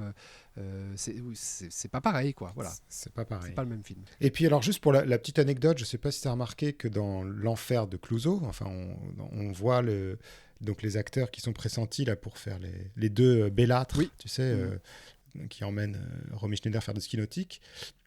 Et donc l'un des deux, c'est Mario David qu'on retrouve dans L'Enfer de Chabrol. Ah, mais voilà, c'est ça, oui. Et qui est celui qui filme. C'est ça, exact. Un des clients de l'hôtel, oui. qui passe son temps avec sa caméra et qui saoule un peu tout le monde. Donc je trouve ça rigolo qu'il l'ait mis là, quoi. C'est sûrement pas par hasard. Non, c'est clair, c'est sûr que c'est voulu. Et puis ce qui est quand même bien dans ce film-là, mais qu'il a repris de Clouzot, mais qu'il a bien rendu, c'est que jusqu'au bout, on se pose des questions en fait. On se demande jusqu'au bout qu'est-ce qu'il imagine, qu'est-ce qui est la vérité, oui. Qu'est-ce qui s'est vraiment passé. Bah ça, pour le coup, toute cette dernière scène dans la salle de bain est clairement la scène qu'avait pensé Clouzot. C'est ça. Est-ce qu'elle est morte? Est-ce qu'il a tué sa femme ou pas? On ne retrouve pas l'art cinétique ultra présent, donc ce truc qui est très impressionnant visuellement quand même, qui vraiment donnait une facture, on imagine à l'enfer, enfin aurait donné une facture à l'enfer assez incroyable. On le retrouve pas dans le film de Chabrol, mais on retrouve ce montage, ce son, on retrouve ces trucs quasiment, enfin qui pourraient vous faire avoir une crise d'épilepsie, hein, soyons clairs, qui est très fort. Hein. Moi j'ai trouvé ça très bien hein, quand même, ça c'est vraiment réussi. Et là où c'est amusant parce que pour tous les deux, bah, là, c'est une boucle en fait, on s'en sort pas de cette folie, de cette démesure. Et le film de Chabrol se termine par les lettres sans fin. Oui. Au lieu de fin, c'est sans fin. Là où dans le film de Clouzot, ça devait être etc., je crois. ETC, point, pour dire etc. Genre, on continue. Quoi. Il n'y a pas vraiment de fin, donc c'est amusant toujours de voir cette petite filiation qu'il a faite. Vous me dégoûtez. Un voyeur, voilà ce que vous êtes. J'aime un voyeur. Qu'est-ce que vous appelez un voyeur? C'est vous qui me demandez ça. Et tout le monde est voyeur. Seulement les autres se contentent d'acheter le journal. Tous les soirs, ils ont droit à la petite fille violée, à l'exécution du général, au pied de la potence. L'agonie du cycliste. Il y a aussi des photos de gens heureux. Ah, bien sûr, avec un beau titre. Monsieur et Madame Dupont, 2 heures avant la catastrophe. Vous voyez le mal partout. Je le vois où il est, et je m'y plonge jusqu'au cou. Alors là, on se retrouve donc après l'enfer, qui a été une catastrophe, hein, clairement. Et Clouseau, il n'est pas au top, quoi. Hein. Il est même très très amer. Il va même virer un peu vieux con, hein, parce qu'il va reprocher aux impôts déjà, pour commencer, évidemment sur qui on tape quand ça va pas sur les impôts. Hein. Donc c'est soi-disant les impôts et le fisc. Mais il n'est pas tout seul sur cette prise de parole, je crois. Non, Ah bah non, ça, t'es jamais tout seul quand tu fais le vieux con. Hein. T'as toujours quelqu'un qui va faire le vieux con avec toi, hein, ça c'est clair. C'est pas ça qui manque, et surtout pas en France, quoi. Donc non, évidemment, il est pas tout seul, mais je veux dire que il est un petit peu quand même en train de chercher à responsabiliser des gens qui n'y sont pas pour grand-chose. Des gens ou des administrations, quoi, qui n'y sont vraiment pas pour grand-chose. Oui. Clairement, si l'enfer s'est planté, c'est parce que Clouseau s'est planté, qui s'est laissé complètement engloutir par ce projet énorme, quoi. Tout à fait. Alors, il va publier un édito sur le Nouvel Obs. Moi, je me propose de vous le lire en fin d'épisode, cet édito. Donc, je ferai peut-être un enregistrement à part que je collerai à l'épisode. Parce que je l'ai lu, au début je ne m'étais pas dit ça, mais je l'ai lu, il se trouve que j'ai trouvé un bouquin dans lequel il est retranscrit, et je trouve qu'il est très actuel, donc j'ai envie de vous le lire. Voilà, donc écoutez jusqu'à la fin, après le générique de fin, et je vous lirai l'édito qu'il a publié sur le Nouvel Obs, ou peut-être que c'est qu'une partie d'ailleurs de cet édito, mais j'ai trouvé ça intéressant. Il est tellement amer qu'il veut reprendre l'enfer, il lâche rien, le petit père Henri-Georges là, et le truc c'est que il veut le reprendre, mais il veut pas reprendre exactement. Donc il y avait un tenancier d'hôtel qui devenait jaloux de sa femme. Là, il veut changer la localisation. Je pense qu'il n'a pas des très bons souvenirs du lac, on va pas se mentir. Et il voudrait que ça se passe dans les milieux des courses hippiques. Et il voudrait comme actrice principale et comme acteur principal Jane Fonda et Bernard Fresson. Et je dois dire que j'aimerais bien voir ce film. Non mais pas toi ? Ah bah si. Je le vois bien. Je vois bien filmer des courses de chevaux ralentis avec des zooms sur les visages des gens, tu vois. Ouais, voilà. Puis, la sueur qui coule, oui. Voilà, et puis Jane Fonda quand même, pas rien, quoi. Voilà, moi je pense que ça aurait pu être intéressant de voir ce film. Malheureusement, ça n'aboutira pas. Une fois de plus. Un de ces multiples projets. Oui, parce qu'il va en développer pas mal. Hein. Alors évidemment, on va pas tous vous les faire parce qu'on n'est pas là pour faire une liste, mais clairement, il y a beaucoup de projets qui vont naître et puis mourir dans des temps assez limités. Et au final, la nouvelle balle, elle va arriver sous une forme un peu inattendue, puisqu'il projette les essais de l'enfer dans une exposition privée. Et Christian Bourgeois, qui est donc aux éditions Juillard, les éditions Juillard, c'est eux qui avaient publié son bouquin quand il était rentré du Brésil. Il ne connaît pas Christian Bourgeois parce que ce n'est pas avec lui qu'il avait traité, mais c'est celui qui a repris les éditions Juillard. Il est invité, il y assiste, et il lui propose de réaliser une série de nus féminins qui reprendra un peu la même esthétique de cet art cinétique. Voilà. Et Clouseau, il va effectuer ce travail de réaliser des nus féminins avec entrain, d'ailleurs. On n'est pas surpris. Bien évidemment. Non, mais c'est là qu'on va vraiment découvrir une partie de Clouseau qu'on soupçonnait parce qu'on a lu pas mal de choses sur lui, mais là c'est clairement explicité. Clouseau ou en tout cas a une part perverse qui est très présente. C'est ça. Et érotomane, j'aime bien ce terme. Oui, c'est très bien, c'est exactement ça. Il est érotomane. Et voilà, donc évidemment, il va réaliser des portraits, des nus. Plutôt que d'aller jusqu'au bout de ce projet, qui ne verra une fois de plus pas le jour, ça va lui donner une idée de film. Et donc, il va écrire un film qui est censé se passer sur la relation entre le photographe, son modèle, voilà. Et quelque chose qu'il découvrirait à la photographie. C'est exactement ça, ouais. Il découvrirait quelque chose à la photographie. Donc, si ça vous parle, ce pitch, c'est normal que ça vous parle, puisque c'est le pitch de Blow Up. C'est le pitch de Blow Up d'Antonioni. Et qu'en 67, il découvre le film lors de sa présentation à Paris. Et puis, il est dégoûté parce qu'il a déjà fait toute la pré-prod, tout est prêt. Et il va falloir réécrire maintenant son film parce que ça ressemble beaucoup trop à Blow Up. Donc il a 2 mois pour réécrire. Voilà. Donc quand on vous disait tout à l'heure la pré-production ça peut prendre 6 mois quand on écrit avec son co-scénariste, quand on va chercher les collègues qui font ci, qui font ça, on peut entendre que ça fasse 6 mois. Là il a 2 mois pour écrire son script. Hein. Donc ça vous donne une petite idée. Et une fois de plus, c'est un script qui n'est basé ni sur une adaptation, ni sur un fait divers. Hein. Là, c'est un vrai script original, quoi. Donc on reprend un peu les mêmes et on recommence. Et on va voir que c'est quelque chose qu'on va retrouver dans La Prisonnière. C'est quelque chose qui est vraiment présent. Donc voilà, il réécrit son script en 2 mois. Et il va dessiner une ébauche puisque la structure policière va disparaître. C'est plus que de réécrire un script, c'est vraiment une ébauche, parce qu'en 2 mois, pour le coup, c'est pas beaucoup. Et il va se centrer sur la relation vraiment du photographe au modèle, et plus tellement sur l'intrigue policière qui en découlait. Et je en mentionne fait, juste que entre guillemets, le thème de la photo érotique était déjà dans Quai des Orfèvres. Tu sais, le vieux, c'est vrai. le Ouais, vieux Dulin Grignon. Oui, Grignon, je parle Dulin qui se fait le vieux pervers qui est assassiné et dont on va chercher le meurtrier. Avec Dora Meunier. Tiens, d'ailleurs, je vais en profiter pour dire quelque chose aux auditeurs, parce que j'ai entendu quelqu'un parler de Quai des Orfèvres il n'y a pas longtemps, je ne sais plus qui c'est. Et c'était quelqu'un où je me disais, mais il n'a rien compris. C'était un cinéaste, et en fait, j'ai arrêté les interviews parce que son ton me plaisait pas trop. Et en fait, ce cinéaste-là, pour lui, c'était Dora Meunier qui avait tué. Tu l'avais compris comme ça, toi, Quai des Orfèvres? Ah ben oui. Ah, pour toi, c'est Dora Meunier qui tue? Ben oui, l'amie, enfin l'amoureuse. Ah, pour moi, c'était pas du tout elle. Pour moi, c'était le bandit là qui avait volé la voiture et qui avait tué le mec en rentrant chez lui. Bah attends, tu mets le doute. Non, oui, c'est vrai que non, c'était plutôt lui. Et bah écoute, Donc, très intéressant du coup. ouais. J'ai très envie de le revoir parce que je me suis dit, mais attends, non. Et puis après, je me suis dit, mais attends, peut-être que si. Peut-être qu'en fait, il a raison. Attends, si. Attends, parce que le petit discours que Jouvet lui fait à la fin en lui disant vous êtes comme moi, etc. Est-ce que quand il dit un peu j'ai compris, est-ce qu'il tu crois pas qu'il il couvrirait le meurtre en fait? Et bah c'est ça qui est intéressant en fait. Moi, je l'avais pas du tout compris comme ça. Pour moi, c'était vraiment le voyou qui avait tué. J'ai compris que vous êtes lesbienne et ça n'est pas grave. Voilà. Mais ah oui, non, t'as raison. Et ben, Enfin, non, je pense du qu'on coup, avait compris revoyons-le. ça, Hein. ouais. Revoyez-le, vous qui nous écoutez. Très intéressante lecture, je ne sais plus par qui. Au début, j'étais outré. Je me dis, mais il n'a rien compris. Mais non, mon pauvre vieux, faut lâcher la rampe là. Et en fait, franchement, en y repensant après, je me suis dit, mais attends, ça se trouve, c'est une lecture hyper intéressante et à laquelle j'ai pas du tout pensé, qui mériterait d'être. En tout cas, approfondie à tout le moins. Donc voilà, peut-être à vérifier. Voilà, je suis content d'en avoir parlé parce que souvent je me dis, tiens, on n'en a pas parlé, j'ai oublié de le dire, tout ça. Voilà, là c'est fait. Si tu tiens à le savoir, ça m'excitait. Toute la journée, toute la nuit, je m'imaginais des choses.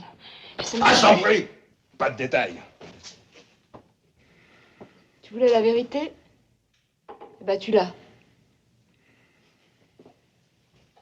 Si tu voulais une vérité bien propre, eh ben, tant pis pour toi. Tant pis pour toi. La vérité, ça sent mauvais. Mais tu serais tombée amoureuse de lui encore. J'aurais compris. Mais ça, Oui, ça. Le tournage pour La Prisonnière commence le 11 septembre 1967. Tu nous en parles un petit peu? Alors, il voulait Maurice Ronet dans le rôle principal. Ce sera Laurent Terzieff, donc un grand acteur de théâtre. Très très bien, mais René quand même, je suis fan. Ah ben moi aussi, j'aime beaucoup, mais je pense qu'il aurait été peut-être moins bien dans le rôle de l'intellectuel, un peu cynique, un peu élégant, un peu effacé, tu vois. Je trouve C'est vrai que c'est il un a acteur plutôt un acteur physique. Ouais, Voilà, ouais. on l'a dit en même temps que c'est beau. Et donc Terzieff est très bien dans ce rôle-là. Ouais. On retrouve aussi donc Bernard Fresson, Oui, ah là là. qui est très bon. Hein. Enfin moi, qui est un acteur que j'aime bien. Ah, moi aussi je l'aime bien. Très très physique là aussi pour le coup, Oui. tout en petit, trapu, etc. Mm. Et j'en garde un souvenir ému dans French Connection 2 d'ailleurs. Oui, Je sais pas et si- dans Z, dans Z, il est super. Dans Z, aussi. absolument. Ouais, il est vraiment bien. Qui est pas, je sais pas, j'ai l'impression qu'il est pas très connu, mais c'est pas mérité. Non, c'est marrant, hein, c'est pas l'acteur français auquel tu penses quand on parle de cinéma français. Même Maurice Ronet est un peu en retrait, alors que pourtant quel C'est ça, acteur. ils sont très bons acteurs, très bons acteurs, mais pas une grosse carrière, je suppose. Enfin, pas de. Ouais, bah c'est sûr Pas qu'après assez. c'était la même époque que Delon, que Belmondo. Qui ça bon, je sais pas. Voilà, t'as compris Ça quoi. me dit rien. Et au niveau des femmes, et donc il y aura Dani Carrel, Ouais, ah là là. qui jouait, qui aurait dû jouer dans l'enfer.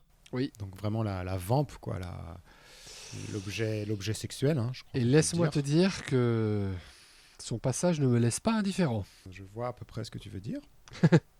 Et le rôle, on va dire, principal féminin est tenu par Elisabeth Wiener. Ouais. 19 ans à l'époque. Oui, ce qui est Quand même. profondément gênant, mais oui. Et oui, vu comme ça, c'est un peu gênant. Et donc avec laquelle il aura énormément de prises de bec et de disputes et de coups. Comment ça, des disputes?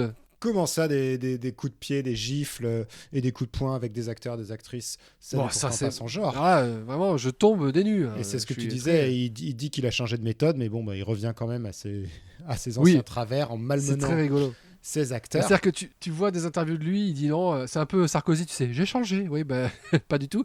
Et en fait, la seule chose qui a changé, c'est qu'il fait des espèces de petites assemblées au début de la journée du tournage. C'est-à-dire qu'en fait, il doit parler à ses techniciens, chose qu'il devait rarement faire avant, tu vois. Ça te laisse imaginer comment c'était avant, quoi. Et en fait, bah oui, il parle, mais il continue de faire ce qu'il veut, quoi. C'est-à-dire que les autres, ils disent non, on pourrait faire comme ça. Il fait oui, bah très bien, faisons ça. Puis ensuite, il dit bon, on va quand même faire comme j'ai dit. Mais il les fait quand même beaucoup répéter, malmener, etc. Mais il y aura quand même quelque chose qui va perturber le tournage. Oui. Et tout simplement, c'est les événements de mai 68. Oui, alors il faut préciser que donc le tournage, comme je disais tout à l'heure, a commencé le 11 septembre. Il sera interrompu le 14 décembre.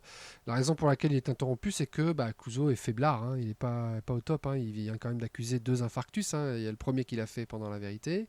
Le deuxième qu'il fait pendant l'enfer. Hein, parce que voilà, il fait son malaise. Et puis là, il en fait encore un. Alors, c'est pas vraiment un malaise cardiaque à proprement parler, mais en tout cas, on lui conseille d'arrêter, quoi, qu'il faut lever le pied, quoi. Donc, ils vont interrompre le film, effectivement, et ils veulent reprendre en mai, sauf que, pas de bol. Enfin, pas de bol. Pour la France, c'est une grande date, mais pour Clouzot, pas tellement. D'ailleurs, on verra à quel point. Et en fait, ça va quand même changer pas mal de choses. C'est ça, surtout pour son l'interprète féminin principal, Elisabeth Wiener, qui a fait les barricades, qui a participé à des assemblées générales, et qui, du coup, au retour sur le plateau, est beaucoup plus rebelle et ne veut plus se laisser malmener par Clouzot.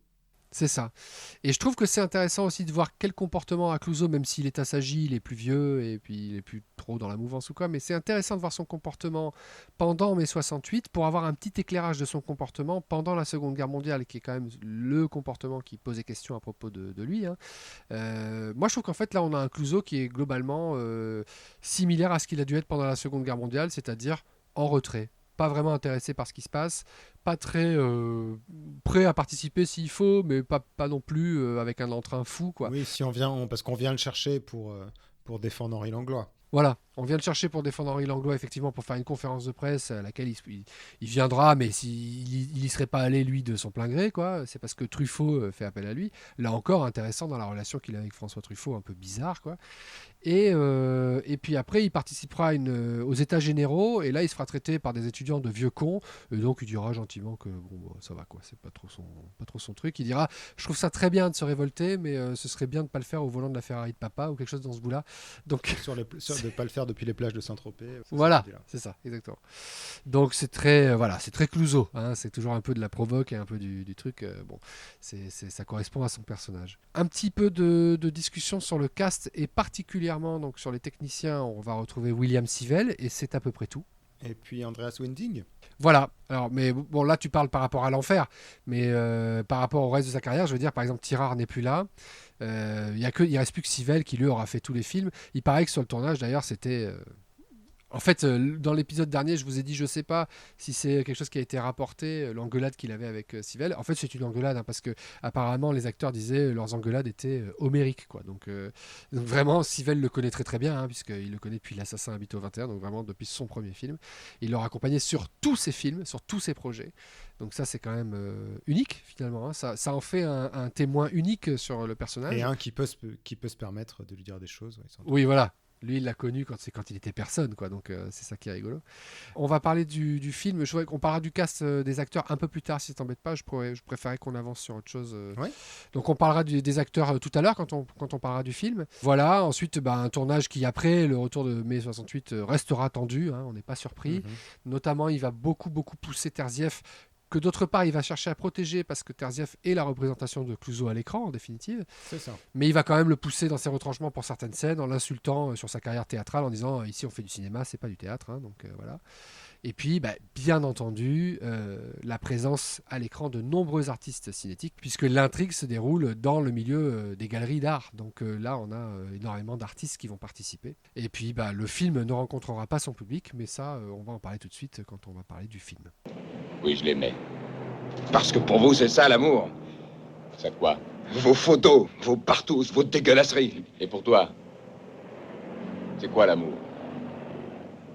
Ça te regarde pas. Tu crois que je le sais pas? Et qu'à vous voir, vous entendre... Ta gueule! Ta gueule! Trace de mari. Ta gueule! Content de soi. Ta gueule! Satisfait, confortable. Ta gueule! Une bonne petite trace de propriétaire.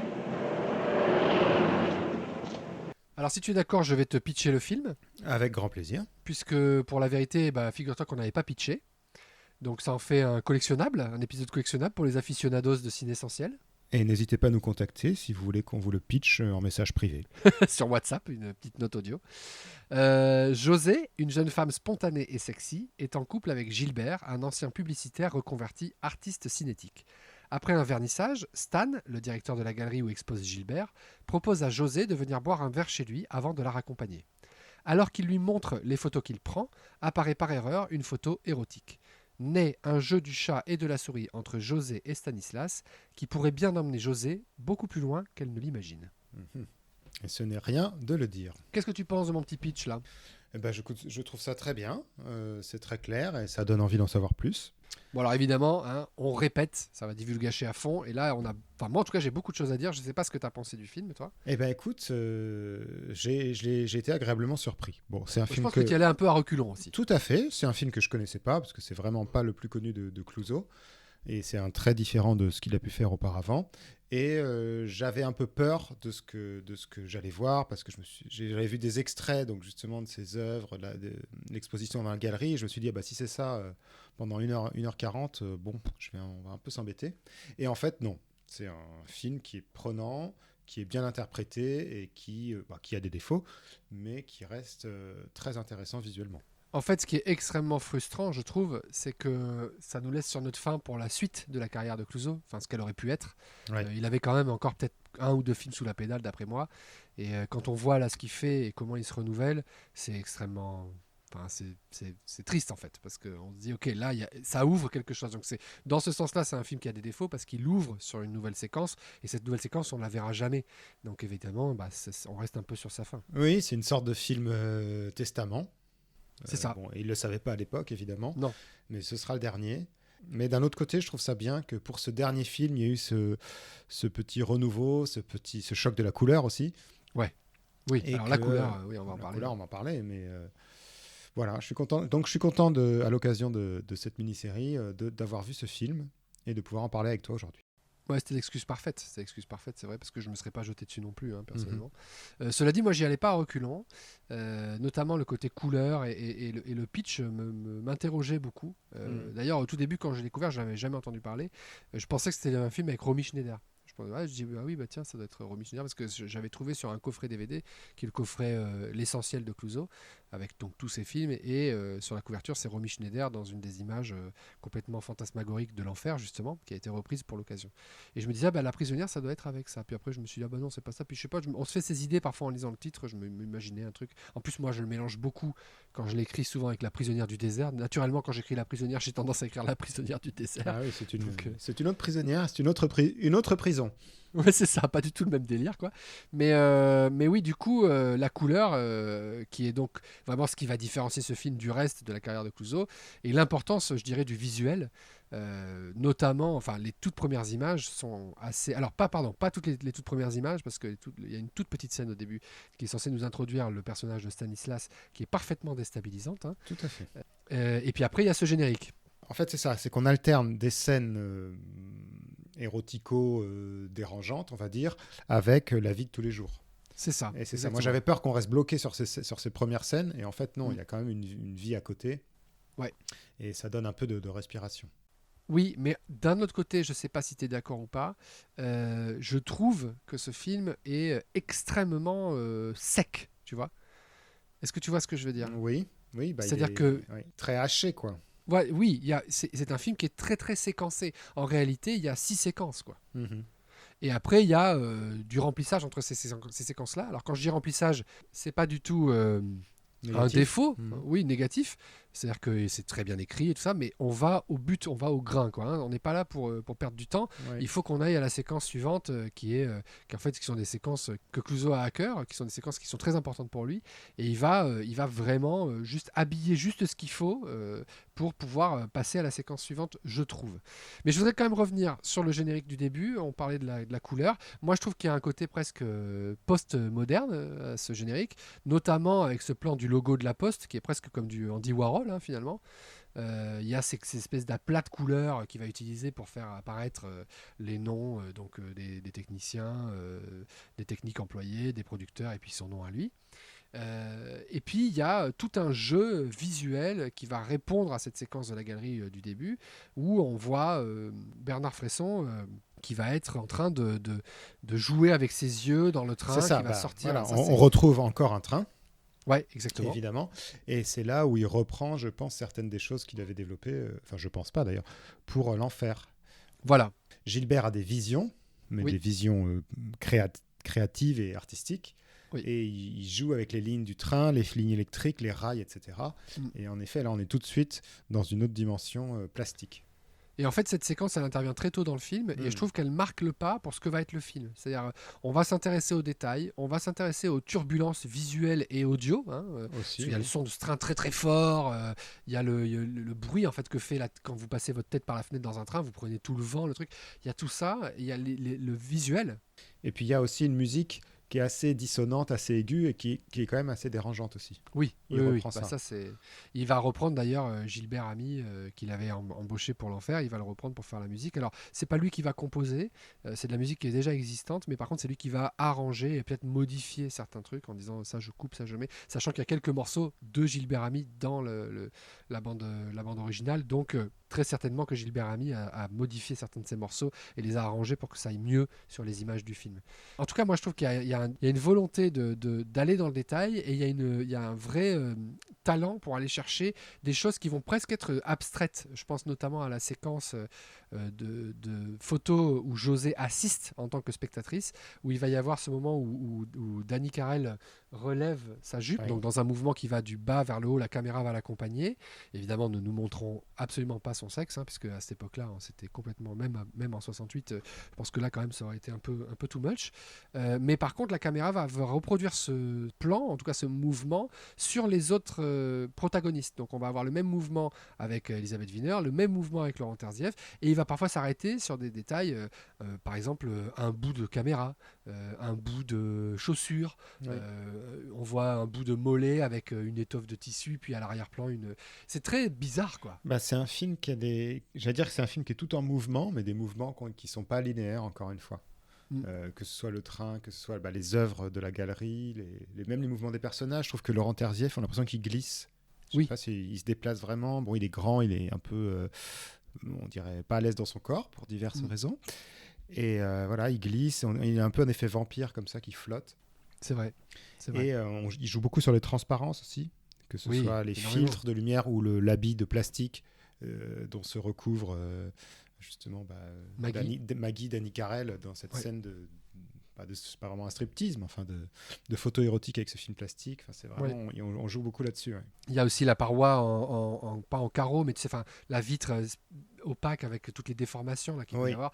Moi, c'est des trucs qui me touchent énormément, ça. C'est des trucs, parce que quand j'étais gamin, j'étais fasciné par ces trucs-là, et je mettais les mains dessus, je regardais comment ça fonctionnait. J'aimais bien voir la vie passer derrière. Mais d'ailleurs, ça m'a marqué l'appartement de Stan, dans lequel on va assez rapidement, qui est hyper chargé. Oui, il y a des œuvres d'art partout, mais en même temps. D'ailleurs, certaines des œuvres d'art de Henri-Georges Clouzot. C'est ça, qui était un collectionneur averti. Cet appartement, il est tout en panneaux.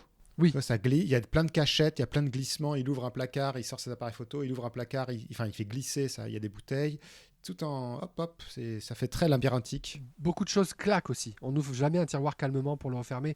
Paradoxalement, au personnage qui a l'air plutôt placide, calme et qui ne montre absolument pas de sentiments sur le visage, on dirait presque qu'il n'a pas d'émotion en fait. Il claque les portes, il appuie fort sur son truc pour allumer les lumières, paf, avec son pied.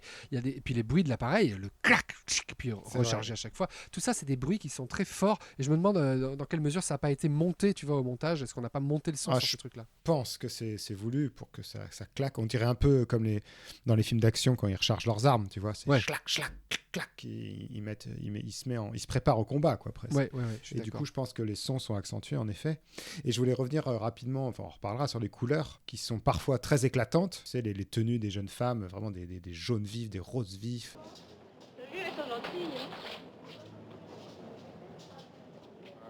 Le jaune ne claque pas assez. Mais qu'est-ce qu'il te faut ?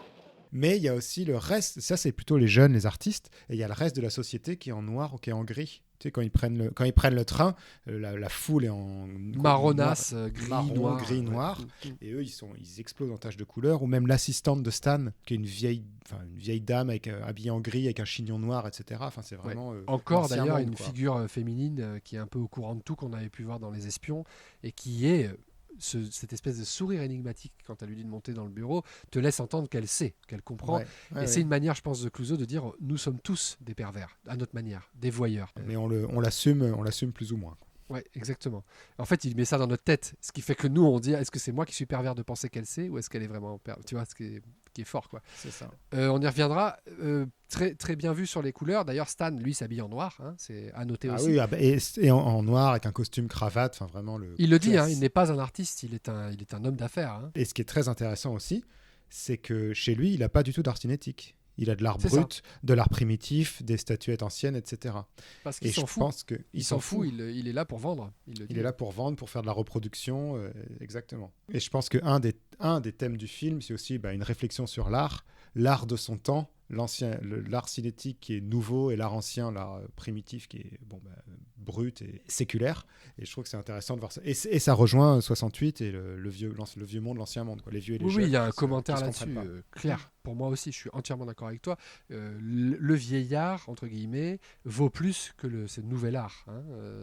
Et ça représente d'ailleurs un peu l'intérêt qu'avait Clouseau pour cet art-là. Ce qui l'intéressait, c'était ce qu'il pouvait en tirer pour le cinéma. C'était pas la valeur artistique réelle de ça. Il n'était pas particulièrement passionné par ça. Ce qu'il voulait, lui, c'était comment je vais utiliser ça pour l'emmener au cinéma. Ou même l'art brut qui est récent, mais il n'y a pas derrière une démarche. C'est vraiment des artistes, l'art naïf, etc., qui jettent sur la toile ou dans les statuts ce qu'ils ont. Donc c'est vraiment primaire. Oui. Et il n'y a pas toute cette réflexion des artistes cinétiques, du concept. Tu vois. Il critique aussi le monde de l'art dans l'exposition, avec les commentaires complètement absurdes que les gens disent « Ah, ça existe, on ressent vraiment les choses ». Et là, clairement, il se moque et c'est assez jubilatoire. Je vais même aller un petit peu plus loin. Un des artistes cinétiques, c'est Gilbert, le personnage de Bernard Fresson. Gilbert, il est ancien publicitaire. Voilà. Donc, tout est dit. Ça. Et je ne sais pas si tu as remarqué, mais quand il fait son interview avec les journalistes, il critique Picasso. Tous? Oui, tous. Rembrandt, Gréco, Van Gogh, Ils Cézanne. ne représentent plus rien? Si, historiquement, peut-être, à la rigueur. Je suis pas idiot. Mais ils nous ennuient, ils n'ont plus rien à nous dire. Ah bon? Comme Picasso, du reste. Et Picasso aussi? Carbonisé. Carbonisé. Carbonisé. Mais alors, qu'est-ce qui reste? Eh bien, nous. Je voudrais revenir sur deux choses. Moi, j'avais noté qu'il y a énormément de turbulences visuelles. Hein. Donc ça, c'est clairement annoncé avec la scène du train au tout début, on l'a dit. Mais il y a aussi énormément... il y a le feu. Il y a un gros feu à un moment donné avec l'accident justement de train. Il y a tout ce qui se casse dans la voiture quand c'est José qui a l'accident. Il y a aussi cette disqueuse au milieu de l'appartement qui est quand même très surprenant. Alors bien sûr, il a son atelier dans l'appartement, mais enfin quand même, hein, c'est quand même... pour le moins surprenant de le voir. On travaille. Oui, je viens d'y penser là. On travaille la matière en fait. Que ce soit la matière des œuvres, donc du bois, du plâtre, du métal qui malmène, et la matière des corps. Oui. Puisque Stan est sadomasochiste et il aime manipuler les corps pour les prendre en photo. Et en fait, on a l'impression que Clouseau nous emmène dans un monde qui est fait de bruit, qui est fait de turbulences, de dérangements. C'est très, très étonnant par rapport au cinéma qu'il nous a proposé jusqu'à présent, quoi, qui était un cinéma qui était surtout, très lisse, quoi. Oui, puis où les humains habitaient dans des espaces qui étaient parfois effectivement bruyants, gênants, ou quoi, mais c'était surtout à propos des humains. Là, on sent que l'entourage prend le pas sur...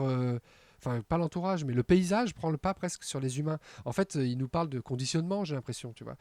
D'ailleurs, une des premières répliques de Stanislas, c'est...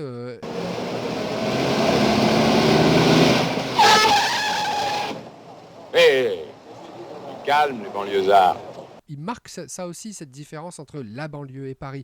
La réalité de ces gens qui doivent se déplacer, venir jusqu'à la capitale. C'est inattendu, hein. Ils se réveillent, ils courent en voiture jusqu'à la gare et prennent le RER, quoi. Ouais, voilà, c'est ça. Et ça, je trouve que c'est probablement un des trucs les plus intéressants du film, les plus passionnants, parce que tu peux en parler des heures, en fait. Il y a des milliards de trucs. Parce que le thème, un des autres thèmes, qui est la soumission, la séduction, le trouble qu'on a à l'autodomination dans le plaisir... Moi, je trouve ça un peu bon. Oui, mais ça, c'est très personnel et en fait, c'est la partie qui est passionnante, mais parce que Clouzot nous parle de lui. Et je pense que ça a été un échec. Ça a été difficile pour Clouzot que ce soit un échec parce qu'en fait, il s'est ouvert et il s'est aperçu que les gens n'avaient pas tellement envie d'aller voir dans sa psyché à lui. Mais aujourd'hui, avec le recul, elle est intéressante. Mais je suis d'accord avec toi, c'est moins intéressant. C'est-à-dire qu'en fait, il n'arrive peut-être pas à trouver l'universel dans le personnel. Ouais, mais je trouve que visuellement c'est très bien, mais l'histoire est pas bon, est pas aussi bien menée ou peut-être pas assez dérangeante, je sais pas, ou pas assez choquante. Ça fait un peu. Vous allez voir ce que vous allez voir, et puis au final, bah, bon. Et oui, mais parce qu'on regarde ça en 2022. Hein. Bah, je me demande, oui, je sais pas, j'ai l'impression que c'est un retour qu'il y a eu à l'époque aussi. Bah écoute, on en parlera quand on parlera des films qu'on recommande, parce que je trouve qu'il y a un fil à tisser qui est très intéressant, et on en discutera. Je voudrais juste revenir sur la capacité de Henri-Georges Clouzot à capter vraiment le zeitgeist, l'espèce d'ambiance des années 60. On parlait de Blow Up tout à l'heure, qui était en fait le pitch quasiment de son film au début. Il y a une vraie capacité, on l'a dit, hein, on en reparle, la galerie, les artistes, Tout à fait. à dessiner, à croquer cette société et à nous la livrer en disant voilà, c'est comme ça. Ça, c'est les années 60. Voilà, c'était comme ça. Tout Quoi. à fait. Et vraiment, c'est fantastique. Ah ben c'est ce que j'allais dire. Pour moi, et je l'ai déjà dit plusieurs fois, mais là, c'est un côté documentaire. On voit la société en 68, comment les gens sont habillés, les voitures, les affiches sur les murs, etc., les couleurs et les coupes des vêtements. Et ça, c'est toujours un plaisir, même si c'est pas ce qui était recherché par Clouzot. Moi, j'apprécie. Et puis, il y a la façon dont c'est éclairé aussi, qui est surprenante, puisqu'on s'aperçoit que c'est éclairé, alors on dirait aujourd'hui presque en télé. C'est-à-dire qu'il n'y a pas de relief du tout par rapport à tous les autres films où on se souvient, hein, dans La Vérité, un noir et blanc magnifique, dans Les Espions, où il y avait vraiment du relief. Et on a beaucoup parlé de l'expressionnisme allemand. Là, on est très très loin de ça. Hein. Et on ne filme pas en Technicolor non plus. Donc on a ces couleurs presque criardes parfois, mais qui sont filmées sans aucun relief, aucune ombre, rien. En fait, c'est comme s'il faisait des aplats de couleurs. Oui, c'est ça, c'est frontal, il n'y a pas d'épaisseur. Oui, il n'y a pas de profondeur. Profondeur, merci, il n'y a pas de profondeur. Pas de profondeur. Et on prend tout en direct. Mais bon, comme tu le disais, clairement, Stan, c'est un autoportrait de Clouzot. Quoi. Il se projette dans ce personnage d'amateur d'art, de manipulateur, de pervers impuissant. Oui. Et il y a, c'est marrant que tu parles de l'impuissance, on discutera tout à l'heure.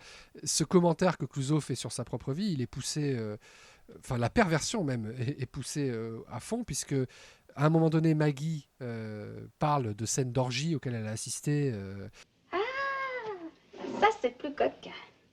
Ça vient d'Afrique. Des Indes. Oui, c'est pareil. Ça me rappelle mon fort Lamourie. On a été chez un type plein de fric. Ben, il avait un lion, un vrai lion. Et en cage? Non, en tapis. C'est lui qui l'a tué. Il nous fait coucher dessus. C'est un vieux lion, ça gratte. Mais alors, c'est chic. Et Montfort-l'Amaury, c'est là qu'il s'était fait fabriquer sa maison pour Vera, au final, dans laquelle il n'est jamais allé habiter. C'est aussi là qu'il a tourné Le Corbeau, si je ne me trompe pas. Donc c'est vraiment une manière de dire bon, vous avez bien compris que c'est moi, quoi. Et la scène de fin, quasi fin, sur la terrasse, là, l'affrontement entre Gilbert et Stan. En fait, cette terrasse, c'est la terrasse de l'immeuble de Clouzot dans lequel il a vécu, avenue Montaigne, avant de déménager après son nouvel appartement avec sa dernière femme. Mais il habitait au 12 avenue Montaigne à Paris. Et quand on montait au 11e étage, on arrivait sur la terrasse de l'immeuble. C'est là qu'ils ont tourné ça, avec cette fameuse scène avec les stores rouges derrière. Oui. Et les deux badauds qui regardent. Oui, parce que la couleur, les couleurs ont vraiment plusieurs fonctions. Oui. Dans le film, il y a une fonction dramatique, rythmique, donc là qu'on retrouve avec cette scène des stores qui s'ouvrent, au fur et à mesure que la tension monte dans la scène, et une fonction symbolique. Et c'est pas juste des couleurs pour mettre des couleurs. Il va effectivement utiliser ça. Je voudrais qu'on parle un petit peu de la scène de la galerie. T'en as déjà dit pas mal de choses et c'est des choses pertinentes, mais il y a quand même un truc qui m'a beaucoup touché, moi. C'est la présence de toutes ces personnalités. C'est ça. Là, dans l'assistance, moi, je les ai pas tous reconnus, mais il y a ce que j'ai appelé des figurants de luxe. Ouais. Il y a Pierre Richard, Charles Vanel, Michel Piccoli et Claude Pieplu, entre autres, qui passent par là. Il y en a d'autres. Hein, on peut retrouver le détail. Moi, je connaissais pas toutes ces personnalités-là. Il y a aussi les producteurs, je crois, ou des femmes d'artistes. Des gens de presse aussi, je crois. C'est ça, de l'époque. Mais c'est drôle de les voir là et de voir ces artistes qui veulent vendre, en fait, qui veulent se mettre en avant, et avec les commentaires plus ou moins pertinents des spectateurs. Ouais, il y a des moments, c'est vraiment, c'est volontairement minable, hein, c'est clair. Moi, ça m'a beaucoup touché de voir Pierre Richard ici, tout jeune. Alors, on le voit vraiment de profil et 5 secondes, hein, donc voilà, mais Et puis Mais Michel on Piccoli, reconnaît sa voix, quoi. tout de suite, mais quand je l'ai vu, je dis mais c'est pas possible. D'ailleurs, dans mes notes, il y avait marqué Pierre Richard, 3 points d'interrogation, tu vois. Ouais, Et j'étais vraiment genre quoi? Qu'est-ce qu'il fait là? Et puis il y a personne du clan Clouseau en fait. C'est surtout ça, ce qui est surprenant, à part Vanel qui fait vraiment une Vanel, toute oui. petite apparition. Donc Vanel qui confirme, tu vois, après le Seigneur de la Peur, qu'ils étaient devenus très très amis. Il aura été là aussi jusqu'au bout. Ouais. Mais à part ça, personne d'autre. Clouseau qui s'appuyait toujours, qui allait toujours chercher des gens avec qui il était à l'aise. Là, il s'est vraiment séparé de tout son clan. Donc c'est très. Oui, il y a vraiment. Je pense que les premiers acteurs sont peut-être décédés aussi, les vieux Oui, des peut-être, premiers ouais. films. Bah oui, Pierre Freinet, Mais tout ça. c'est une autre époque. Hein. C'est 68, c'est un filmé en couleur. Enfin, c'est vraiment comme c'est ça. C'est sa deuxième vie de réalisateur, comme tu dis, et c'est Ouais. dommage qu'elle n'ait pas été. Ça m'a fait penser à Claude Sautet, et ça, c'est rigolo parce que Claude Sautet, il y a vraiment un moment dans sa carrière où il change tout, il arrête tout, il enlève. Enfin, je crois que c'est après Garçon avec Montand, et il passe à autre chose, quoi. Il cherche, donc il va chercher Auteuil, il va chercher des gens comme ça qui sont jeunes et qui connaît pas, justement pour se mettre un peu en danger, sortir de sa zone de confort. Et là, on a la sensation que Clouseau voudrait faire pareil. En tout cas, moi, c'est comme ça que j'ai envie de l'interpréter. Bon, il y a quand même Jackie Sardou qui revient, hein, voilà, ça c'est quand même rassurant, une présence rassurante après la vérité. Mais à part ça, voilà, il y a personne et on sent qu'il a envie de repartir. Donc c'est encore plus énervant, encore plus frustrant C'est pour ça. nous, quoi. Il repartait sur d'autres bases et bon, le public n'a pas suivi et puis lui non plus. Après, il n'a pas pu faire autre chose. Qu'est-ce que tu as pensé du duo Wiener-Terzieff? C'est une bonne question. Je n'étais pas convaincu au début. Et puis au fur et à mesure, ça m'a pris. Alors bon, je suis un peu dubitatif sur la scène au bord de la mer, là, en Oui. Bretagne. Alors tu sais que ça a pris je sais pas combien de temps à filmer. Oui, ils c'est ce qu'ils attrapé ont une commencé par pneumonie, filmer, c'est ça. Ils sont restés sous les vagues. Voilà, moi, j'ai pas trop accroché à cette scène, à l'idylle qui dérange. Mais à part ça, j'ai bien aimé c'est ce que tu dis, ce jeu du chat et de la souris, où on pense qu'elle va arriver à le manipuler, puis en fait non, c'est lui qui vraiment la fait venir à lui et qui arrive à ses fins. Alors si on est très observateur, on n'est pas surpris en fait que Terzieff arrive à ses fins, puisque la toute première scène, en fait, nous indique deux choses. D'abord que c'est lui qui est maître du jeu, clairement. Oui. Et puis que peut-être tout ce qu'on va voir se passe dans sa tête, parce que y a ce regard caméra où en fait on pénètre dans sa psyché à lui. Alors quand on comprend que c'est Clouseau, ça veut dire qu'on pénètre dans la psyché de Clouseau. Est-ce que c'est pas quelque chose qu'il s'imagine? Est-ce que c'est pas quelque chose qu'il désire? C'est un peu... Et d'ailleurs, je fais un petit lien rapide avec l'enfer. Oui. José-André Lacour, tu sais, l'écrivain qui a aidé Clouseau, dit que pour lui, la femme est un personnage qui vit dans la tête du mari. Oui, d'accord. Et en fait, si ça se trouve, elle n'existe même pas. Oui. Ouais. Bon, là, c'est allé un petit peu plus loin. Enfin, en tout cas, dans la première version, quoi. Non, mais tout à fait. Et je trouve ça, on retrouve ça un petit peu, quoi. Qu'est-ce qui est réel et qu'est-ce qui est dans la psyché des personnages. Et puis, bon, après, il faut quand même qu'on parle...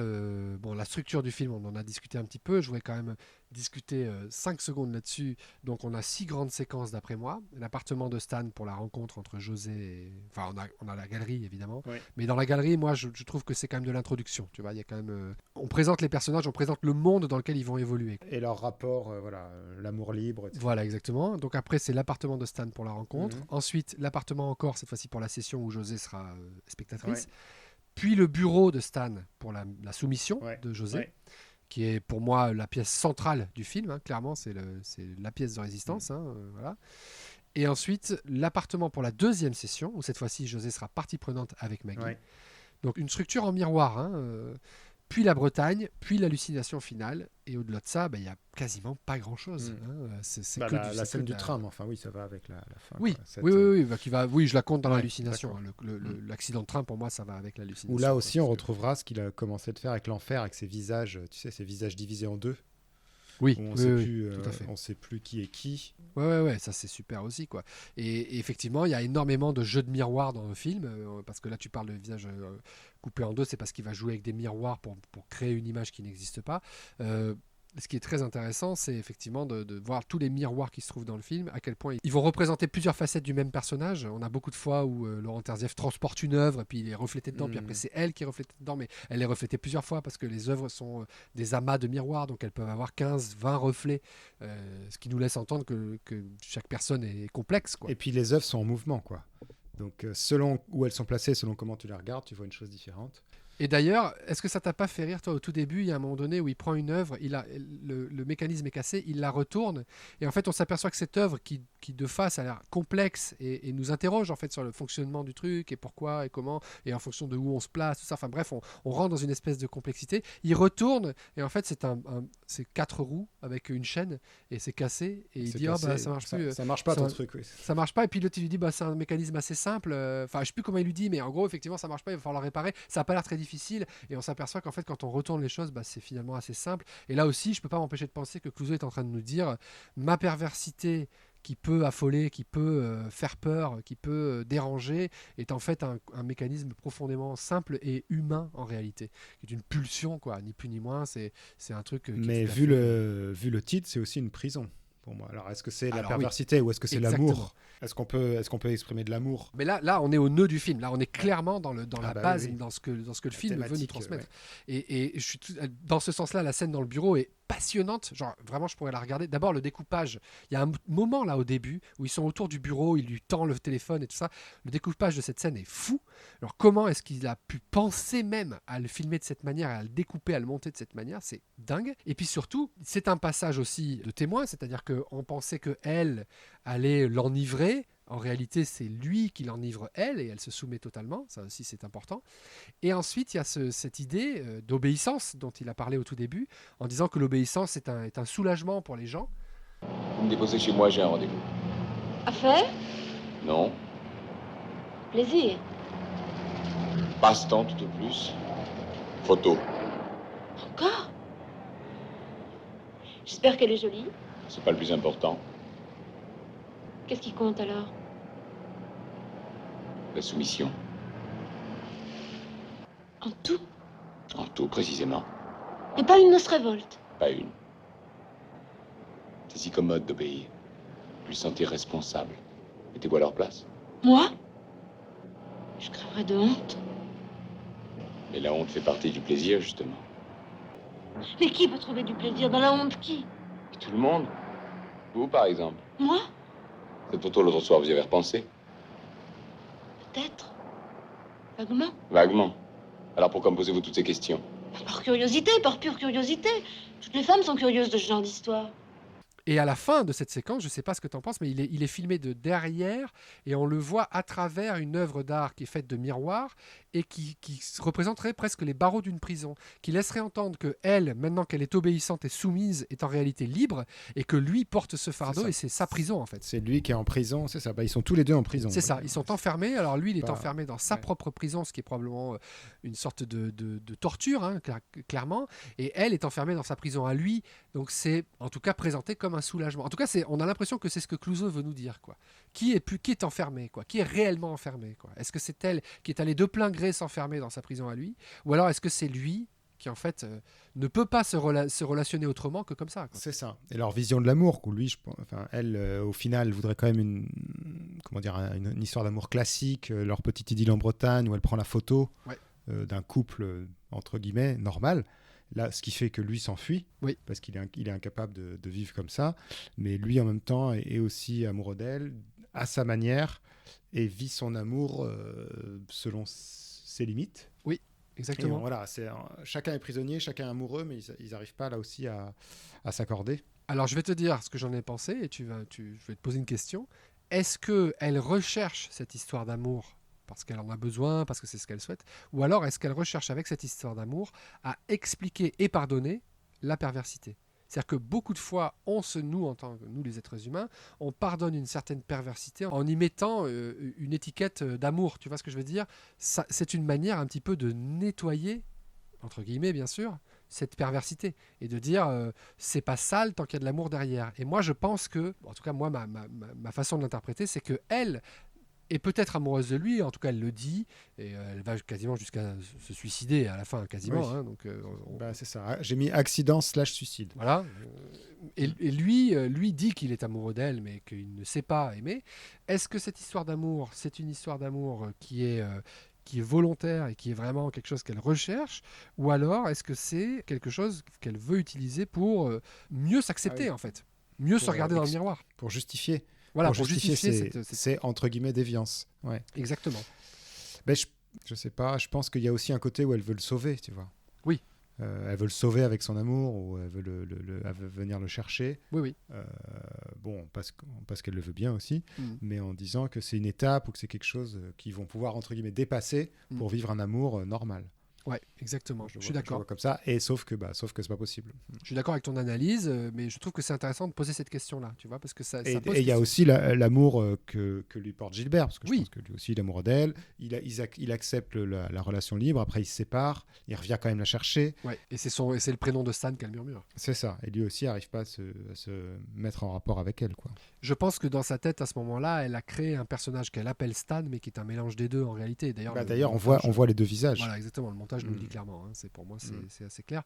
Je voulais aussi dire quelque chose, dire toute mon admiration à Clouzot dans une chose que je trouve qui est merveilleusement bien réussie dans le film. Lui est impassible, semble ne ressentir absolument rien, semble complètement éteint, quoi, presque à la vie.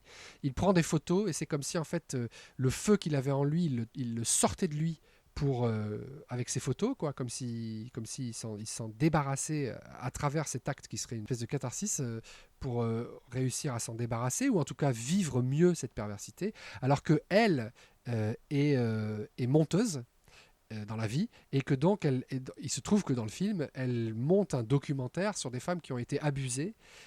Oui. Et puis elle est choquée au début. Oui. Elle est choquée au début et en fait ces images où elle voit ces femmes qui sont amoureuses de leurs abuseurs, alors bon, hein, à recontextualiser évidemment, là c'est pas très MeToo, hein, on l'a dit souvent dans cette on l'a beaucoup dit, oui, série, voilà, décidément. Mais ce qui est intéressant par rapport au personnage, c'est que en fait c'est comme si ce feu qui habitait ces personnes là, qui disaient si c'était à refaire je le referais pareil, etc., qui ont manifestement vécu les affres de la jalousie de leur mari, à tout le moins, en fait, venaient, à travers ces images-là, l'habiter à elle. C'est-à-dire que lui se défait à travers l'image de son feu qu'il habite, alors que elle, à travers l'image, reçoit le feu. Voilà. Je trouvais ça intéressant. Je ne sais pas si c'est comme ça qu'on peut l'interpréter, mais en tout cas, moi, j'ai bien aimé ça, et ça m'a parlé de cette façon-là. Je trouvais que c'était intéressant. Et puis, bon, il y a bien sûr le thème de l'impuissance que tu as abordé tout à l'heure, qui pour moi est... Enfin, c'est marrant parce que je pensais que c'était pas assumé, c'était assumé sans être assumé, mais à la fin, il le dit clairement. Il le dit, oui. Alors, qu'est-ce que tu attends? Ah non, ce sera trop facile. Regardez-moi. Regardez-moi! Vous êtes laid. Vous êtes Une ordure. une ordure. Une salope. Un fumier. Un impuissant. Vas-y, dis-le, c'est ce que tu penses. Un malade. Ouais, un malade. Ce qui est un peu une manière de réfuter ça, je trouve, de la part de Clouzot, je veux dire. Un peu une manière de dire pas du tout, je suis pas impuissant. Et pourtant, moi, je trouve que c'est vraiment une manière de dire oui, bon, c'est clairement de l'impuissance. Enfin, tu vois, clairement, il y a un souci, quoi. La scène des vagues dont on parlait tout à l'heure est pour moi clairement... tu vois, là, il y a clairement une question. Enfin, ils sont face à la puissance de la nature, puissance que lui souffre de ne pas pouvoir lui offrir, je pense. Il y a un côté comme ça. D'ailleurs, quand il rentre à l'hôtel, il est très très mal. Il est pas bien, il est trempé, il est mal. Ouais. Et il y a après cette scène d'amour qui est magnifique, je trouve, tout en détail, où en fait on suit des lignes. Oui. C'est beaucoup plus élégamment filmé que tout ce qu'on a pu voir, je trouve. Je pense notamment à cette scène dans Un homme, une femme, qui à mon avis se veut très romantique, mais qui est lourdingue à souhait, en tout cas à mon avis. Là, on a une vraie scène presque... Oui, tu parles de courbe et de douceur, ouais. En effet, et c'est à opposer des œuvres, justement, quand il filme les œuvres cinétiques, il disait que ça ressemblait à un coït parce qu'il fait des zooms avant-arrière, des zooms avant-arrière, des zooms avant-arrière, comme ça, et donc ça rappelle l'acte sexuel classique, on va dire, et on se prend les œuvres en frontale, et tandis que là, on est vraiment dans des ondes, et je trouve que c'est intéressant de voir cette opposition à la fois dans le thème et dans le visuel. Je suis d'accord.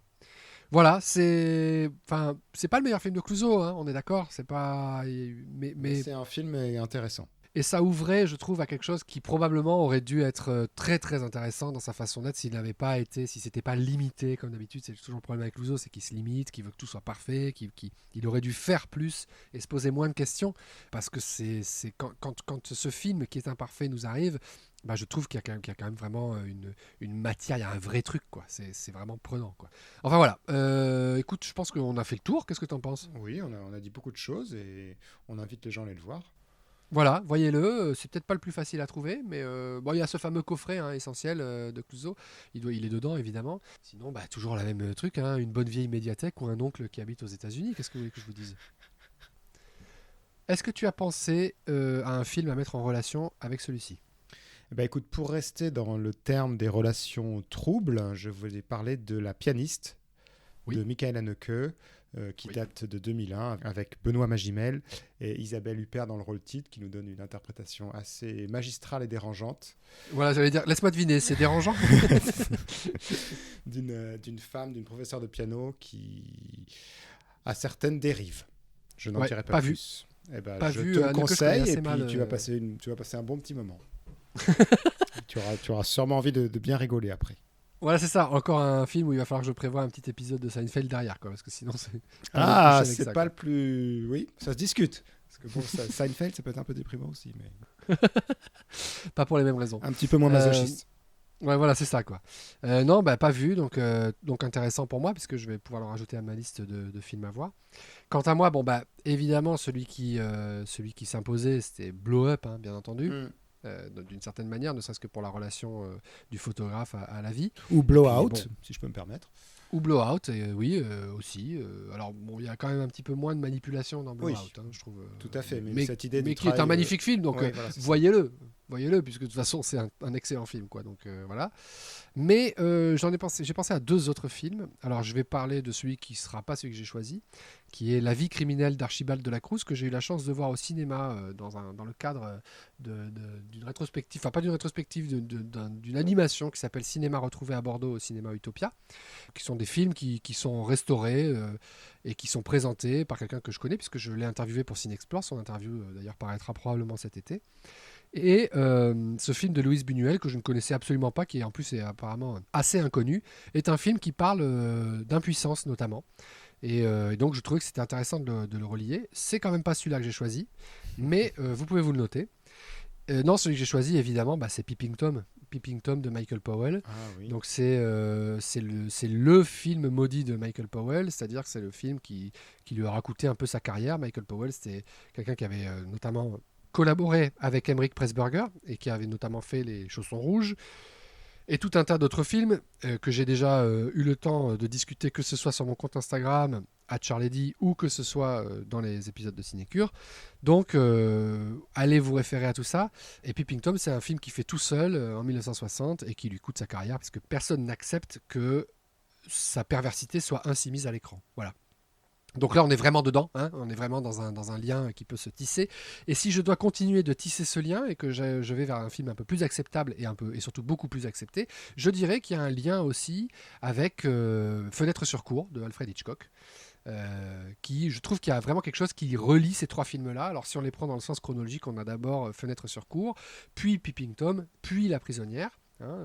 Et ce serait intéressant de les voir à la suite. Je trouve qu'il y a un vrai lien qui se forme là, sur la perversité, sur le voyeurisme, et évidemment à chaque film on va aller un peu plus loin dans la provocation et dans l'image et dans l'idée qu'on peut s'en faire.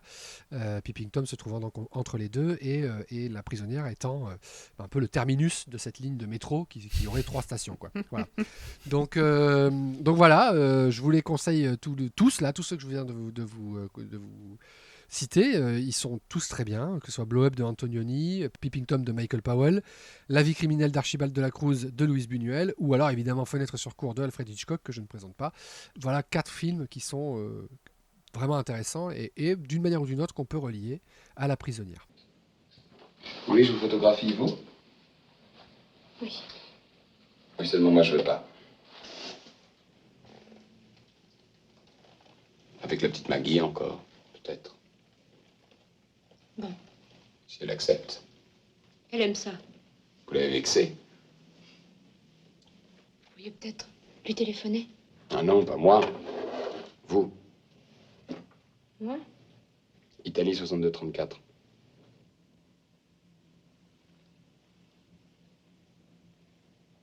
Non, je pourrais jamais. Alors?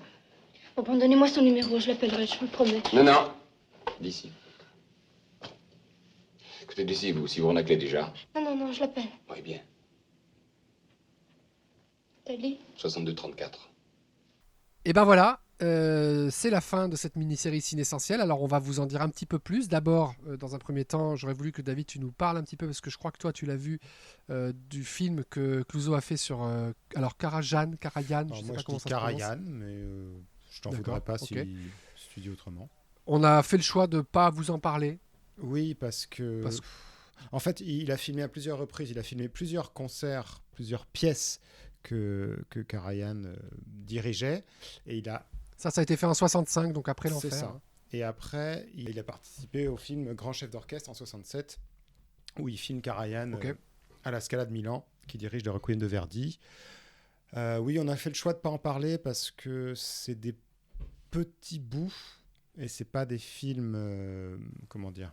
Il n'y a pas quelque chose de vraiment novateur comme on avait pu avoir avec Picasso, je pense. C'est très différent parce que, évidemment, Picasso, on pouvait voir les œuvres en direct. Là, c'est de la musique. Alors, moi, je ne suis pas un mélomane assez averti pour apprécier vraiment l'interaction entre la technique de Karajan et ce que peut en filmer Clouzot.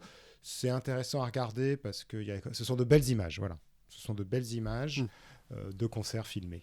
Mais je trouve qu'il y a... C'est un peu comme Zidane, un portrait du 21e siècle. Quoi. Alors, c'est audacieux comme comparaison, mais je vois ce que tu veux dire. Mais oui, je pense que si on aime la musique classique et si on aime les grandes œuvres, alors c'est quelque chose de très beau à voir. Mais il n'y a pas de patte Clouzot, je trouve. Ouais, d'accord, je vois ce que tu veux dire. C'est bon, peut-être que je le regarderai, mais c'est vrai que je pense sincèrement, sans l'avoir vu, donc là je me prononce sans l'avoir vu, qu'on n'aurait pas quand même eu grand-chose à dire de plus que ce que tu viens de nous dire.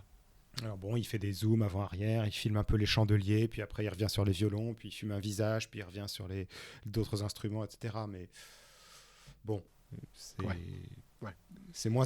Ça a quand même donné lieu à des échanges avec Karajan assez homériques, parce qu'apparemment ils avaient deux personnalités très fortes, oui. Et surtout une démonstration de plus du talent de Clouzot pour s'adapter et apprendre des choses. Je sais qu'il a appris le grec ancien alors qu'il s'ennuyait en 2 semaines, par exemple.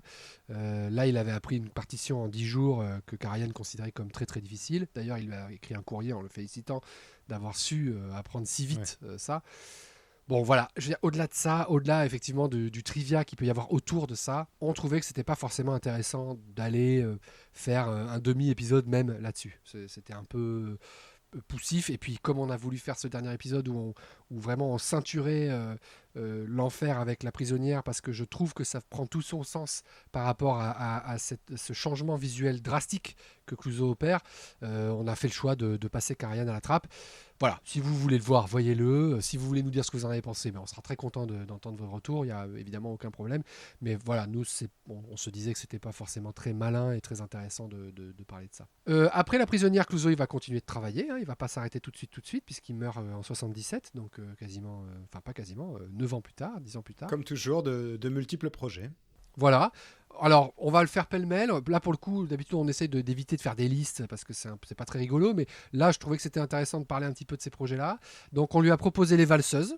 Il l'avait qualifié d'infilmable. Bon, à tort, on s'en apercevra. Il a écrit avec Simonin l'adaptation de son bouquin Le Hotu, et les repérages étaient faits et tout. Donc là, on était quand même très avancé. Finalement, Clouzot se ravise parce qu'il trouve qu'on n'a pas de sympathie pour les personnages. Donc ça va être compliqué de développer un projet où il n'y a pas d'empathie. Surtout, il a peur que le public accepte pas cette histoire-là, je pense.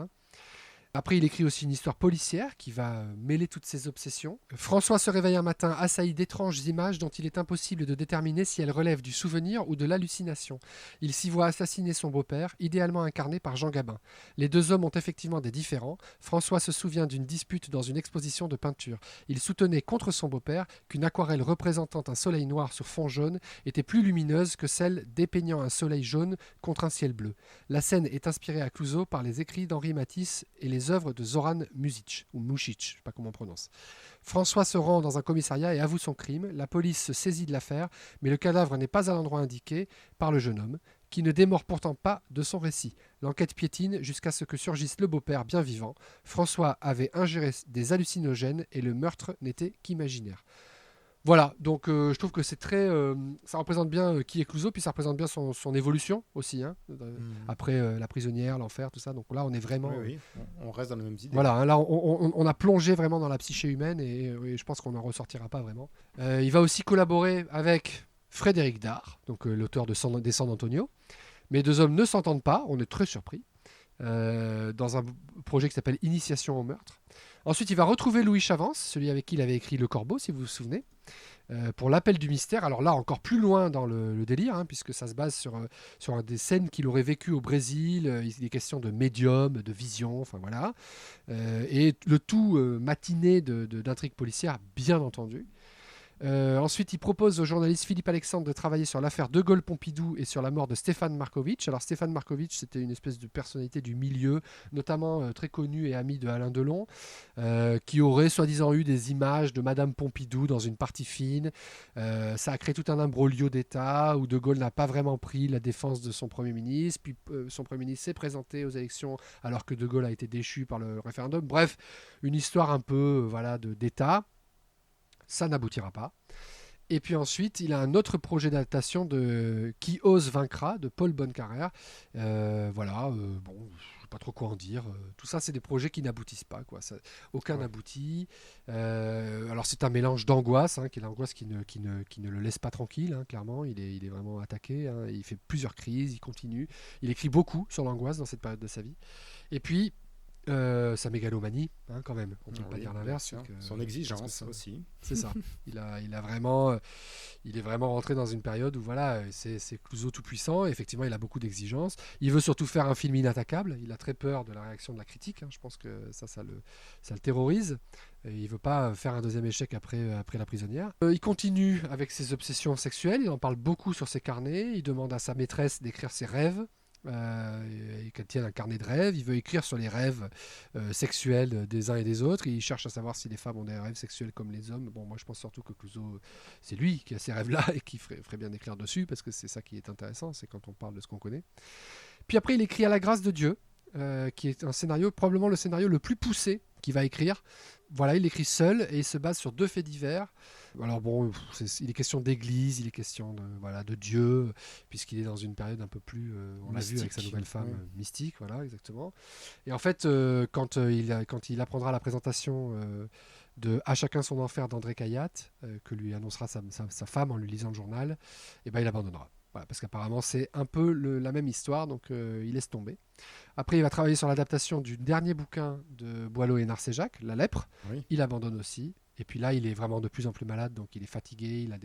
Il doit faire des interventions à l'hôpital, il doit faire des séjours, il doit y rester. Enfin voilà, c'est un peu compliqué, quoi. Et puis finalement, il mourra le 12 janvier 1977. Et la légende veut que Inès l'ait trouvé. C'est ce qu'elle rapporte, oui. Voilà, tu connais cette légende? Oui, je l'ai vu aussi. Donc elle l'aurait trouvé chez eux, le doigt sur la partition du Faust de Berlioz, quelle image, en pointant sur le vers suivant. « Tout me paraît en deuil, alors ma pauvre tête se dérange bientôt, mon pauvre cœur s'arrête, puis se glace aussitôt. » Voilà, la légende noire de Clouzot, ce sera jusqu'à son dernier souffle, donc. Et puis il sera enterré presque dans l'anonymat, en fait. C'est ça qui est dingue. Oui. Alors, je pense pas que ses amis soient tous morts, parce qu'il meurt pas si vieux que ça, parce qu'il avait 69 ans, donc il doit quand même avoir encore des amis. Bon, après, qui voulait être ami avec cet homme si particulier, ça c'est un autre débat. Mais vraiment, les gens qui assistent à son enterrement, il n'y en a pas beaucoup, et notamment il y a Gilbert Ami qu'il a rencontré vraiment dans les dernières années de sa vie, donc c'est un peu... voilà. Sa tombe est au cimetière du Montparnasse. Si vous êtes parisien et que vous adorez Henri-Georges Clouzot, vous pouvez vous rendre sur sa tombe. Voilà. Moi, je sais que j'irai jeter un œil la prochaine fois que je serai à Paris. Et puis, c'est vrai que c'est quand même un cinéaste qui aura vraiment marqué de son empreinte le cinéma français. Et d'ailleurs, en peu de films, oui. on l'a dit. Oui, je crois que c'est 14 films, même pas. Enfin, une douzaine, 12 films. Ouais, voilà. C'est vraiment considérable en fait ce qu'il arrive à mettre en place en si peu de films.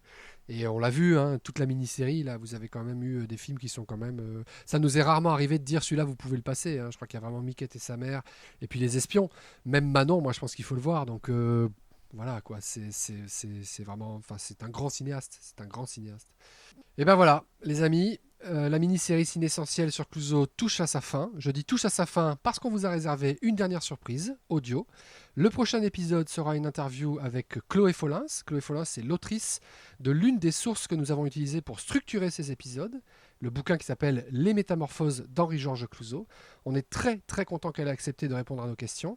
Et puis comme ça, avec elle, la mini-série fera 10 épisodes tout rond. Donc restez pour le prochain épisode, vous aurez une interview de quelqu'un qui a lu tous les carnets de Clouseau, qui a été vraiment très renseigné. Oui, qui a eu accès aux archives. Voilà, qui elle Ça, c'est quand même formidable. peut combler les éventuels trous que nous, ou manques que nous, on n'a pas ou qu'on ne sait pas. Et je trouve que c'est vraiment un vrai privilège de la recevoir. D'ailleurs, je ne manquerai pas de lui dire. Voilà, ça c'est pour une première surprise audio. Et puis il y a une deuxième surprise que j'annonce à David parce qu'il ne le savait pas. Le 29 août, au cinéma Utopia à Bordeaux, je présenterai, peut-être avec David s'il a la possibilité de se joindre à moi, le film Le Corbeau dans une séance spéciale. Donc on présentera ça si David est là. Et puis à la fin, on recevra vos questions, vos réponses. Donc si vous êtes à Bordeaux le 29 août, n'hésitez pas à venir nous voir. Ce sera à 20h15 si je ne me trompe pas, mais je vous reconfirmerai tout ça, soit ici même avec un épisode, on va dire temporaire, que je pourrai effacer une fois que la date sera passée, soit avec sur mon compte Instagram, évidemment. Vous savez, @charledy, vous pouvez me suivre là-bas, ou sur Twitter, @charledy aussi. Voilà, donc on vous y attend nombreux à Bordeaux. Peut-être qu'il y aura d'autres séances ailleurs. On est en train d'essayer de remuer un peu les choses. On va voir. Peut-être des séances à Nantes, peut-être à Paris, on ne sait pas. Donc on vous tient au courant là-dessus le plus vite possible. On espère que vous avez aimé explorer la carrière de ce cinéaste hors du commun qu'est Henri-Georges Clouzot. Je sais que personnellement j'ai adoré voir ces films, les analyser, me renseigner, vous en parler. C'était un pied absolu pour moi. Je voudrais aussi remercier David qui m'a accompagné dans cette aventure. J'espère que toi aussi tu as pris autant de plaisir que moi. Oui, vraiment, j'étais vraiment content de revoir les films que j'avais vus, de découvrir ceux que je ne connaissais pas et de me plonger dans la vie de cet homme, dans les recherches, dans tout ce contexte autour du film et puis de pouvoir en parler avec toi. Cinessentiel est une mini-série Cinécure et cet épisode a été créé par David Emmanueli et moi-même, Charles-Édouard Wasselin. Il est produit par Adrien Larouzet et distribué par Vaisseau Hypersensas. Autant de gens que je remercie chaleureusement pour leur patience et leur bienveillance. David, où peut-on te retrouver pour la suite ? Et après cette première saison, je crois que je vais faire une petite pause sur les réseaux, une petite cure médiatique pour me ressourcer. Très bien, grand bien t'en face. Quant à moi, toujours pareil, je suis sur Instagram et Twitter en tant que @charledy. On se retrouve la semaine prochaine, le 22 et le 29 juin, pour 2 épisodes de Cinexplore ce mois-ci. Enfin, on reprendra le programme normal le 6 juillet avec un épisode de Cinécure classique et donc le dernier épisode de cette saison de Cinessentiel qui sera publié le 20 juillet. Merci à tous de nous avoir suivis. Prenez bien soin de vous, découvrez plein de films. Ciao.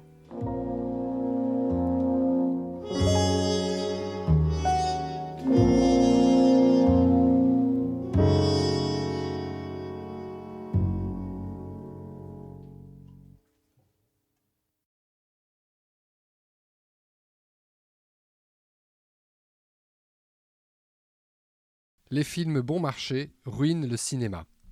Mon film L'Enfer est dans le lac. Pourquoi ?